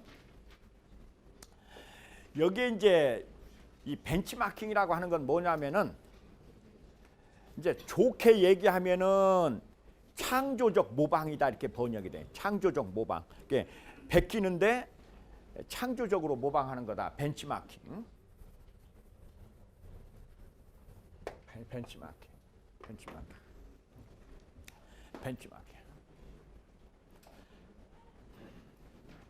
그러니까 이제 이 복사기를 어디에서 제일 먼저 개발했니? 제럭스라고 하는 회사에서 이렇게 이제 그 복사기를 개발했는데 그래가지고 이제 일본에다 그걸 팔아가지고 일본에서는 뭐가 나와요? 후지 제럭스라는 게 나와요. 그 이제 일본의 말하자면 제럭스의 자회사지. 그런데 나중에 보니까 후지 제럭스가 훨씬 나은 거야 제럭스보다. 그래서 제럭스사에 있는 사람들이 요놈들아 수업을 안 듣고는 그냥 전부 장난질 치고 그래가지고 이제 그 제럭스사에서 일본의 후지 제럭스의 그 복사기를 하나 사다가 전에 이제 자회사 거니까 사다가 다 이렇게 뜯어봤단 말이야. 그래서 이제 그걸 우리가 티어 다운이라고 그러는데 이렇게 이제 다 뜯어봤어요. 이제 이 티어라는 게 찢는다 이거잖아. 이게 다 뜯어봤다고 이렇게 뜯어봤다. 그래갖고 뭐가 잘못됐는가 이렇게 다 뜯어봤어요.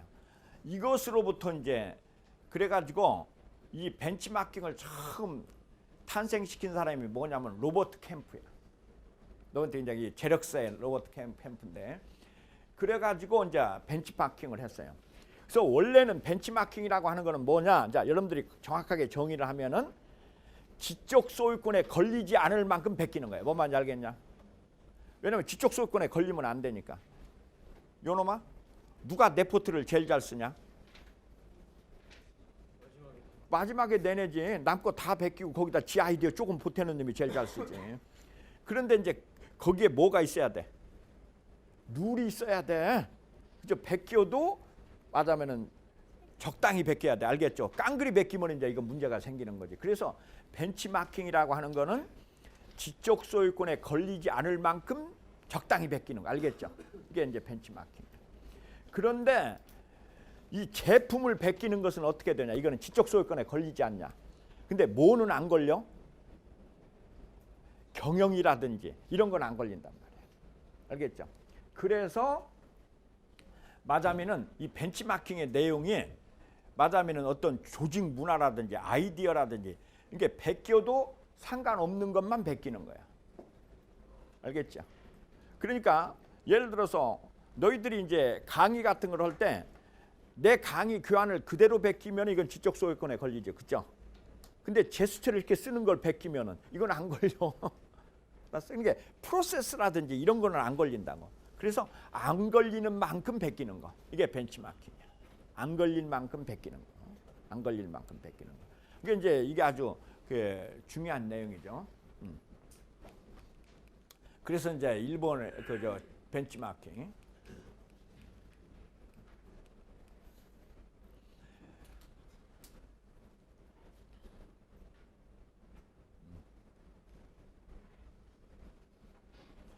그래서 제럭스사에서 아까 얘기한 대로 일본의 후지 제럭스를 가서 보니까 마자미는 일본 기업의 재고량은 제럭스의 6분의 1에서 8분의 1밖에 안 돼.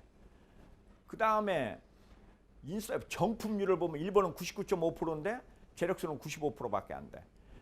제조 원가가 일본 기업의 2배야. 자기네들 걸 다 따져보니까. 그래서 1980년대 2위짜리도 차지 못하는, 그래서 시장 점유율이 1976년에 96%였던 것이 누구한테 다 뺏겨버렸어요? 일본의 자회사는 후지 제럭스한테 다 뺏겨가지고 13%밖에 안 된 거야. 그래서 말하자면 어떻게 해야 되겠느냐? 그래가지고 아까 얘기한 대로 연례 주주총회에서 이제 이걸 해야 되겠다 해가지고 일본을 갖다가 완전히 갖다가 뜯어가지고 일본에 이제 말하자면 후지 제럭스를 다 뜯어 보고 난 다음에 이제 여기서 벤치마킹이라고 하는 단어가 나오기 시작했는데, 이제 너희들이 알겠지만 그 미국의 가장 큰 품질 관리 상이 뭐라고 그랬어? 말콤 볼트리지. 그 말콤 볼트리지 상이라는 게 아주 이게 재밌는 상이에요. 이게 언제 만들어졌다고 그랬어? 1988년에 이제 이 말콤 볼트리지 상이 이제 처음에 1회 수상이 나왔는데, 이 그 1988년에 이제 예를 들자면 이런 거야. 얘는 내 아들이야. 얘는 딴 집 아들이야. 근데 이놈은 어때요? 애가 너무 착해. 그래가지고 네포트를 그냥 탁 깡그리 지가 풀어. 근데 이놈은 얘가 푸른 거를 보고 베끼고 거기다 뭐를 해요? 첨삭을 해가지고 해. 그러니까 성적은 누가 잘 나오겠냐? 얘가 잘 나오지. 그러면 내가 어떻게 하겠어? 속이 답답하지. 그래가지고 요놈을 갖다가 알밤을 주면서 너도 좀 베껴라. 그래가지고 말콤 볼트리지 상에 그때 몇 점 만점이라고 했어? 1000점 만점인데 거기에 85점이 뭐냐면 벤치마킹 점수가 있었어요. 너희들이 그때 내가 설명을 안 했겠지만 그 85점이 벤치마킹 점수가 있어. 그래가지고 이놈이 거기다가 뭐를 이렇게 얘가 레포트를 낼 때 어떻게 내야 된다고? 나는 누구 거를 베꼈습니다라고 써야 85점을 주는 거예요. 뭔 말인지 알겠어? 얼마나, 그래서 말하자면 여러분들에게 얘기하자면 미국에서 뭐가 붐이 일어나겠니? 벤치마킹이 붐이 일어나죠. 단 어떻게 해야 되냐? 지적 소유권에 걸리지 않을 만큼 베껴라. 무조건 베껴라. 이렇게 된 거야. 그래서 이제 여러분들이 그 말콤 볼트리지 상이 만들어지면서 그때 300점이 뭐라고 그랬어요? 그 1000점 만점에 300점이 고객 만족이라 그랬죠. 이게 고객 만족이 300점이고 그다음에 85점이 뭐야? 벤치마킹. 벤치마킹. 그래서 뭐를 베껴라? 이게 이제 너희들이 알겠지만 미국에서 어떤 아이디어가 나오면은 일본 놈들이 어때요?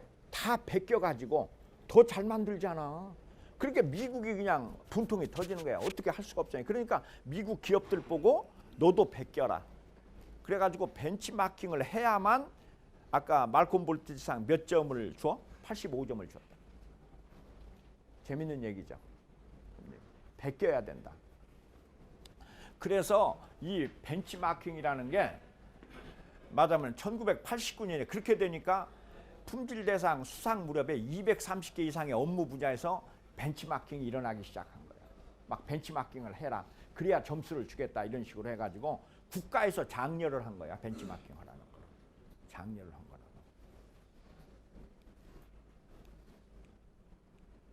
그래서 1세대 벤치마킹은 뭐냐? 아까 얘기한 대로 제품을 베끼는 거야.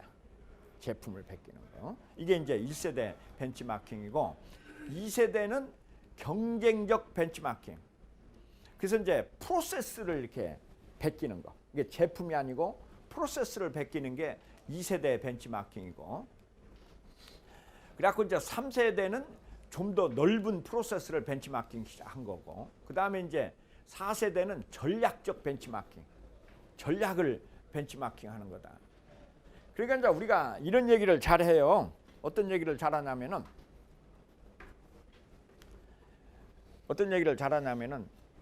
그 우리나라에 4개 그룹이 있죠. 옛날에 이게 삼성하고 현대하고 대우하고 그다음에 그저 LG하고 이제 이 4개 그룹 사람들이 산에 뭐를 걸어 가냐면은 곰을 잡으러 갔어요.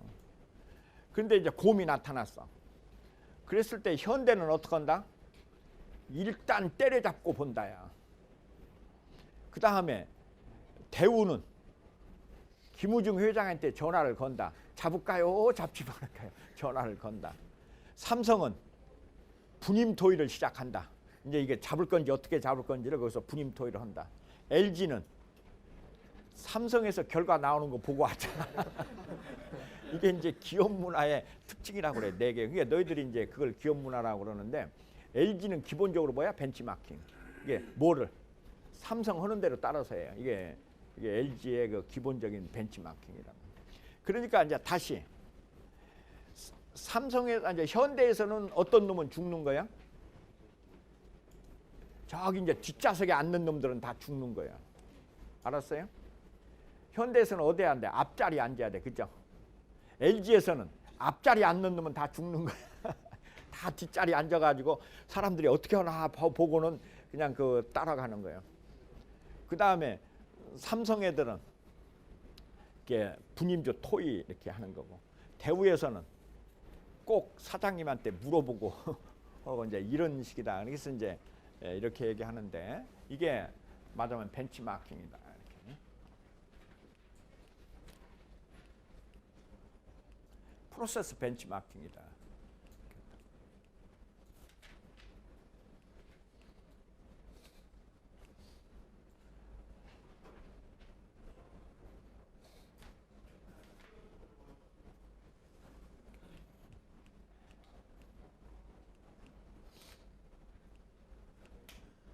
자, 그런데 이제 여러분들이 벤치마킹이라는 게 뭔가를 알아야 되는데, 벤치마킹이라는 게 이제 뭐냐 하는 걸 알아야 되는데, 맞으면은 우리 한양대학에서 뭐를 하려고 생각하느냐?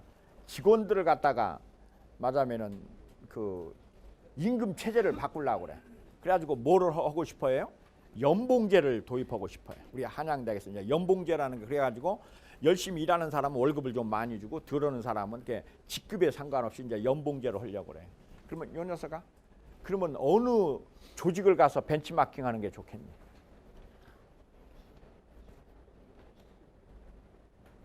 응? 어느 조직을 가서 벤치마킹하는 게 좋겠어?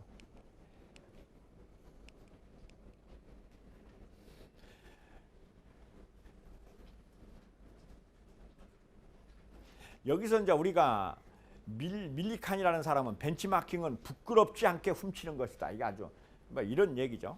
그 다음에 이제 에드워드 데밍은 복사하는 것은 위험한 일이나 자신이 하고자 하는 일을 남이 어떻게 하는지 이해하는 것은 매우 필요한 일이다. 그런데 지금 얘기한 대로 맞으면은 이제 보통 사람들은 벤치마킹 한다고 하면은 어디로 가느냐? 우리 한양대학을 벤치마킹 하려면 어디 가서 연세대학은 어떻게 월급 주는지 이걸 보러 간다고. 근데 연세대학도 별로 나을 게 없어요, 한양대학보다. 그럼 어디로 가는 게 가장 좋아? 어디? 삼성 야구단으로 가야지. 삼성 야구단이 뭘 하냐? 전부 선수들을 뭘 해? 연봉제를 하잖아. 연봉제에 관한 한 누가 제일 1등이야? 야구 선수들을 연봉제하는 게 제일 1등이잖아. 그러니까 우리가 뭐를 가서 카피해야 되냐면 그 기능을 카피해야 돼. 알겠죠? 맞으면 연세대학 거를 베껴와야 되는 게, 연세대학이나 대학들은 연봉제 하는 게 다 시원찮으니까 연봉제를 제일 잘하는 어디로 가? 그 다음에 요 녀석아 두 번째, 우리 회사의 설비관리 시스템에 대해서 맞으면은 벤치마킹을 하고 싶어. 그러면 어디로 가야 될 것 같냐?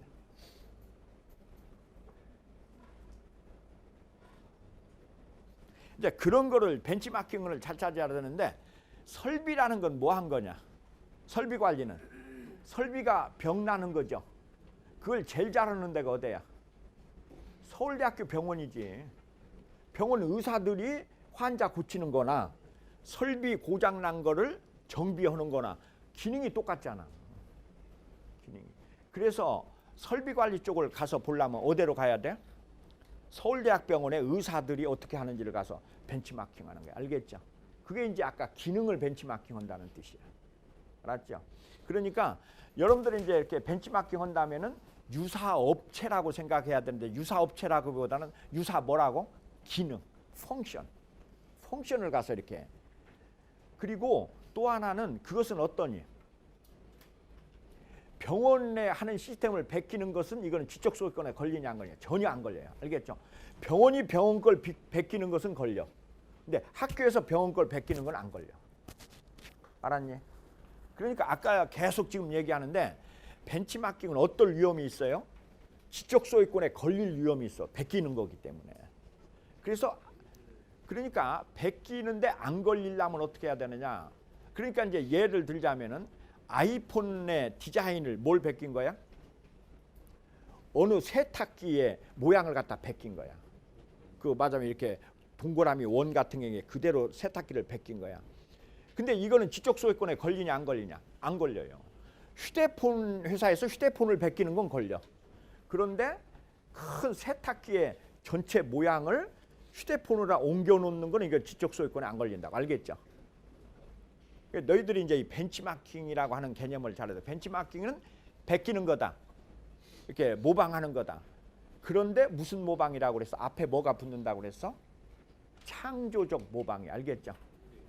이게 아까 얘기한 대로 세탁기의 모양을 얼로 휴대폰으로 옮기는 거는 모방은 모방이더라도 뭐 한 거야? 창조적 모방이지. 알겠죠? 그러니까 너희들이 이제 알겠지만, 누가 어디 가서 사람을 사진을 찍었어. 이거를 조각을 하면은 이건 안 걸려요. 알겠죠? 사진 모양을 조각으로 옮겨 놓으면 이거는 지적 소유권에 안 걸린다고. 이게 장르가 다르기 때문에. 장르가. 뭔 말인지 알겠죠? 그래서 이제 여러분들이 어느 회사 거를 이렇게 벤치마킹 할 때는 그거를 잘 유의해야 돼. 아까 이제 걸리지 않게 한다라는 게 이게, 그래서 여기 보면은 합법성의 원리가 중요해요. 합법성. 합법적이어야 돼. 이게 비합적. 그다음에 여기서 이제 중요한 게 상호 교환의 원리야. 그래서 너희들이 이제 그 일본 같은 데 가면은 뭐가 됐냐면 이업종 교류라는 게 있어. 이업종 교류.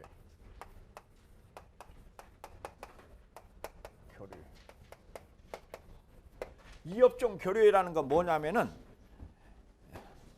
이게 이제 어떻게 하냐면은 현대 자동차 사람들이 삼성전자에 와서 보고 베껴.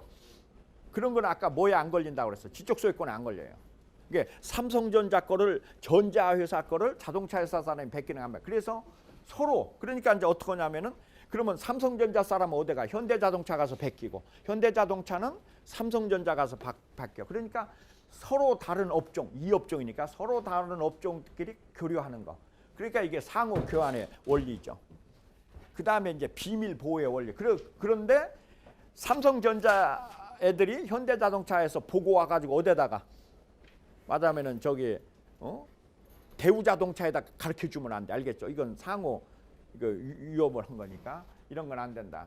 그다음에 이제 사용의 원리다. 그다음에 상대방 접촉의 원리, 제3자 접촉의 원리, 준비의 원리, 완료 원리 이런 거는 이제 가장 중요한 게 도덕성을 기본으로 깔고 해야 돼. 알겠죠? 이게 맞으면은 그게 순수하게 이렇게 이제 해야 되는 거지. 그것이 이제 아까 한 대로 맞으면 이렇게 서로 맞으면 이렇게 비밀을 해가지고 남을 피해를 입히면 안 된다는 것이 가장 중요한 거다. 아까 얘기한 대로 이 말콤 볼트리지 사항이 있다 그랬죠. 그래서 이제 예를 들자면은 그 일본에서 제일 먼저 무슨 상을 만들었다고 그랬어요? 대밍상. 그러니까 그 대밍상을 베껴 가지고 누가 만들었어요? 미국에서 말콤 볼트리지 상을 만들었어요. 미국에서 말콤 볼트리지 상을 만드니까 또 어디서? 유럽에서는 유럽 품질상을 만들었어요. 이런 식으로 베낀다고. 근데 이거는 지적 소유권에 안 걸려요. 이런 것들은 이게 지적 소유권에 걸리는 거는 이게 뭐가 없어요? 이런 어떤 그 실체가 있는 게 아니니까 이게 걸리지 않는다. 그냥 그 개념만 갖다 쓰는 거는 걸리지 않는다고. 그런데 이제 중요한 거는 말콤 볼트리지상의 특징은 뭐냐? 아까 75점이구나. 벤치마킹 점수가 1000점 만점에 75점이나 되고 그 다음에 이제 또 뭐가 있냐면은 그 말콤 볼트리지 상을 받으면 자기네 회사를 빨가 홀딱 벗고 보여줘야 돼. 그래서 이제 나도 미국에서 맞아면은 이런 미국에 있는 이 기업들을 가볼 수 있었던 게 말콤 볼트리지 상을 받으면은 그 회사에 내가 이제 제력스를 간다 그러면은 제력스에서 보여줘야 돼. 맞아면은 자기네 회사가 어떻게 말콤 볼트리지 상을 받았는지를 이렇게 보여줘야 되는 이런 게 있어요. 그러니까 이제 여러분들이 다시 얘기를 하면은 이 말콤 볼트리지 상이라는 어떤 상이라고 그랬어? 미국이 일본에다가 누구를 파견했어요? 대밍하고 주란을 파견해 봤더니 이놈들이 가서 일본을 너무 잘 한 거야. 그래가지고 일본에 와서 보니까 일본에서 뭐가 생겼어? 말콤 맞으면 그 대밍상이라는 게 있더라. 그래서 우리도 미국도 미국 기업들도 맞으면은 열심히 이렇게 모티베이션을 하자 해가지고 만든 상이 말콤 볼트리지 상이야. 그러니까 말콤 볼트리지 상을 받은 업체는 미국 모든 기업한테 뭐를 해야 돼요? 자기네들의 실체를 이렇게 공개를 해가지고 딴 사람들이 자기를 베낄 수 있도록 해줘야 된다는 거예요. 알겠죠? 그래서 이 말콤 볼트리지 상의 특징은 아까 뭐냐면은 모든 기업은 뭐를 해야 점수를 받는다? 베껴야 점수를 받는다. 그 다음에 상을 받고 난 다음에 어때야 돼? 이게 너희들 보고 내가 이렇게 하는 거야. 야,인마 너 레포트 쓸 때는 꼭 남 걸 참조를 해라. 그러니까 누구 거 참조했는지를 꼭 적어내라. 그래야 점수를 주겠다는 거고. 두 번째는 네 레포트가 만점을 받았으면 어떻게 해? 모든 학생들한테 돌려줘가지고 딴 애들이 다 참조하게 해줘라. 이게 말콤 볼트리지 상의 기본 정신이야. 알겠죠? 이게 여기서 이제 여러분들이 베낀다라는 이게 베낀다는 걸 컨닝이라고 안 하고 여기서 뭐라고 했을 뿐이야? 벤치마킹. 근데 컨닝과 벤치마킹의 다른 점은 뭐야? 컨닝은 불법, 일리걸한 거고 이거는 리걸한 거고. 이게 합법적인 거냐 하는 것이 다를 뿐이다. 이렇게 얘기할 수 있죠. 그래서 이제 이 말콤 볼트리지 상을 받은 업체들은 이렇게 이제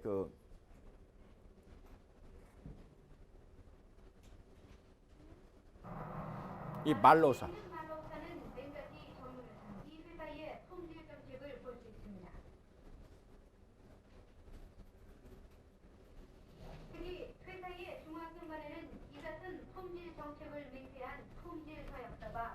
이 서약서 그러니까 품질 안 하면 죽이겠다는 거죠. 회장의 전용 주차장이 없습니다. 일반 직원들과 같이 사용합니다. 정문 앞에 가장 좋은 자리는 고객들의 것입니다.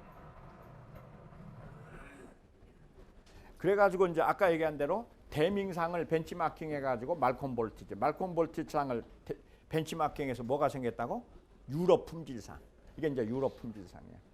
그래서 이제 이걸 또 벤치마킹해서 한국에 이제 한국 품질관리 대상이 또 만들어지고 뭐 이렇게 왔다 갔다 이렇게 하는데 이런 것들이 다 벤치마킹 한 것들이죠. 그래서 이제 대기업들이 벤치마킹 열기가 이제 불하다. 요새 이제 또 이게 또 주춤해졌어. 옛날에 또 우리나라는 어때? 양은 냄비지 않냐? 뭐가 벤치마킹을 한다면 막 전국이 다 하다가 또 요새는 이제 양은 냄비를 하는데 이제 삼성그룹의 벤치마킹.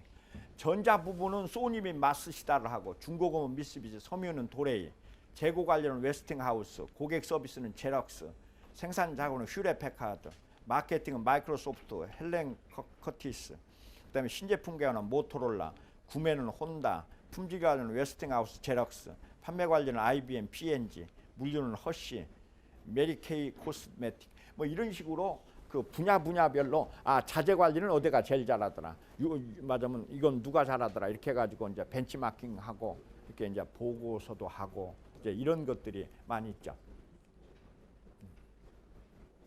그 다음에 이제 미군들을 민간기업 배우기 사례라든지 이제 이런 것들이 벤치마킹에, 그래서 우리나라 기업들의 벤치마킹 실태를 이렇게 조사해 보면은 대개 4분의 1 정도의 기업들이 벤치마킹을 하더라. 그 다음에 이제 실패 원인은 뭐냐? 노하우, 아이디어가 부족하다.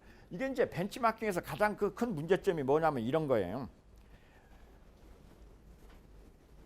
외국 사람이 한국에 왔어. 아프리카 사람이 와서 보니까 제일 신기한 게 뭐냐? 저게 스위치만 뜨면은 들어오는 전기야. 그러니까 이 사람이 자기 나라로 갈 때 뭐 사가지고 가? 스위치하고 형광등만 사가지고 가는 거야. 뭐가 있다는 생각을 못해? 전기 발전소가 있다는 생각을 못한다는 거죠. 그러니까 우리가 가서 맞으면 제럭스를 가서 보면은 겉만 보지 속은 못 보지 않아. 그래갖고 시스템을 들여오는 게 아니고 뭔만 들여와요? 겉만 몇 개 들여오니까 무조건 실패하게 돼 있는 거지. 이제 이런 것들이 이 벤치마킹의 가장 큰 문제가 뭐가 제대로 없다, 노하우, 아이디어가 없다. 그 다음에 상대 기업이 정보를 다 주지 않잖아. 일부만 주지. 실행체제가 미비하다, 무리한 목표, 경영체. 그래서 이 말하자면 이 실행 수준이 굉장히 말하자면 실패하더라, 이런 게 있죠. 그러니까 이제 여러분들이 이제 종교를 보면은 종교가 둘이 달라요. 여기 저 천주교 믿는 사람 있냐? 천주교. 어떻게 하나님까지 배반해? 천주교 믿는 사람. 천주교에서 너 세례명이 뭐냐? 루치오야? 루치오라는 사람은 뭐 한 사람이냐? 그게 이게 아무 쓸모가 없는 거야. 근데 신부가 잘못한 거지. 신부가 어떻게 해야 돼? 얘한테 니의 맞으면 뭐야? 세례명이 루치오다면 루치오에 대해서 뭐를 해줘야 돼? 설명을 해줘야 돼. 그래가지고 얘 보고 뭘 하는 거야? 루치오 같은 사람이 되라, 이런 뜻이. 알겠죠? 이게 벤치마킹이야. 벤치마킹. 루치오. 우리나라도 가서 찾아봐. 알았냐? 루치오라는 사람은 어떤 성인인지, 어떻게 하면서 맞으면 그리스도를 위해서 어떻게 죽었는지 뭐 이렇게 그 성인의 이름을 들어보면 그거를 꼭 외워야 돼. 이게 이제 근데 아까 나쁜 거는 누가 신부 그 사람이 나쁜 사람이야. 처음에 할 때 가르쳐 줬어야 돼. 너는 이게 보니까 그 다음에 우리나라 이제 동양은 어떻게 하냐? 수계를 해요. 계를 받는다고. 그래가지고 나 같은 경우는 이제 도산이라고 이렇게 말하면 그 사람을 이끌어라 해가지고 이끌 도자 이렇게 도산 게 너는 뭐를 해라 해가지고 법명을 줄 때 설명을 해줘야 돼. 그래서 이제 그거를 우리가 뭐라고 하냐면은 이 비전, 수계증을 주지. 입장에는 세례명을 주고 뭐 엘리자벳이냐 뭐냐 이런 식으로 양쪽에 하는데 그 미국은 기본적으로는 벤치마킹이야. 그러니까 아까 이제 너는 누구와 같은 사람이 되라 해가지고 그 사람을 이렇게 보고 베끼라는 거지. 그 사람의 모습을 베껴라. 근데 이제 너희들이 그런 걸 우리나라 말로는 요새는 뭐라고 하냐? 멘토라고 하냐? 이렇게 그지 않아? 요놈아, 너의 멘토는 누구냐? 그게 있어야지. 이게 너희들이 이제 회사로 딱 들어가잖아. 회사 들어가면 어때야 돼? 이렇게 딱 보면 저 이사님이 나의 맞으면 이상형이다. 그러면은 그 사람을 처음에 뭐 해요? 벤치마킹 해가지고 그 사람이 하는 행동 이런 것들을 다 베끼는 게 중요하지. 이게 이제 말하면은 그래서 근데 이제 내가 옛날에 너희들한테 얘기했지만 미국에서는 누가 모든 기업의 벤치마킹의 대상이야? GE. 일본은 도요타, 한국은 삼성전자, 중국은 하이얼이라고 그랬죠. 하이얼 따라하기 이렇게 됐다. 그래서 이제 그런 기업들이 아주 중요한 기업들이죠. 이제 스타 따라하기. 아까 옛날에 이제 이렇게 해서 경쟁적. 그러니까 이제 너희들이 이제 여기서 이렇게 보면은 지금 그 미국의 컨베어 벨트라는 게 누가 포드가 컨베어 벨트를 개발했잖아. 얘가 뭘 보고 찾아냈다고 그래서 저거를 닭 공장, 닭 잡는 공장. 이게 닭들 잡으면 어떻게 그저 여러분들이 그 육가공 공장에서 닭 잡으면 이렇게 컨베어가 돌아가지 않냐? 그러면 닭 이렇게 꽂고 이게 잡아서 꽂고 뭐 하는 이제 이런 걸 보고는 이렇게 말하자면 그걸 벤치마킹했다는 거야. 그래서 이제 벤치마킹은 지금까지 벤치마킹을 안 해본 적은 없죠. 학생들이 컨닝 안 해본 적이 없잖아. 그랬는데 이제 이거를 갖다 언제 아까 이제 그 제럭스라고 하는 회사에서 특별하게 이름을 갖다가 베끼면서 그때 이름을 벤치마킹이라고 붙인 거야. 그러니까 자 다시 벤치마킹은 딴 말로 얘기하면 뭐라고? 합법적 컨닝. 또 딴 말로 하면 뭐라고? 창조적 모방. 응? 말하자면 이런 거다. 그래서 말하자면 법에 걸리지 않는 범위 내에서 베끼는 거다. 이제 이게 중요한 거고. 말하자면은 경영은 기본적으로는 뭐야? 모방이 제일 돈이 적게 드는 그 기법이니까. 그래서 오늘은 이제 오늘은 지금 4개를 했죠. 처음에 뭐 했냐? CIM. 그다음에 두 번째가 공장 인간화. 그다음에 세 번째가 다운사이징. 네 번째가 벤치마킹.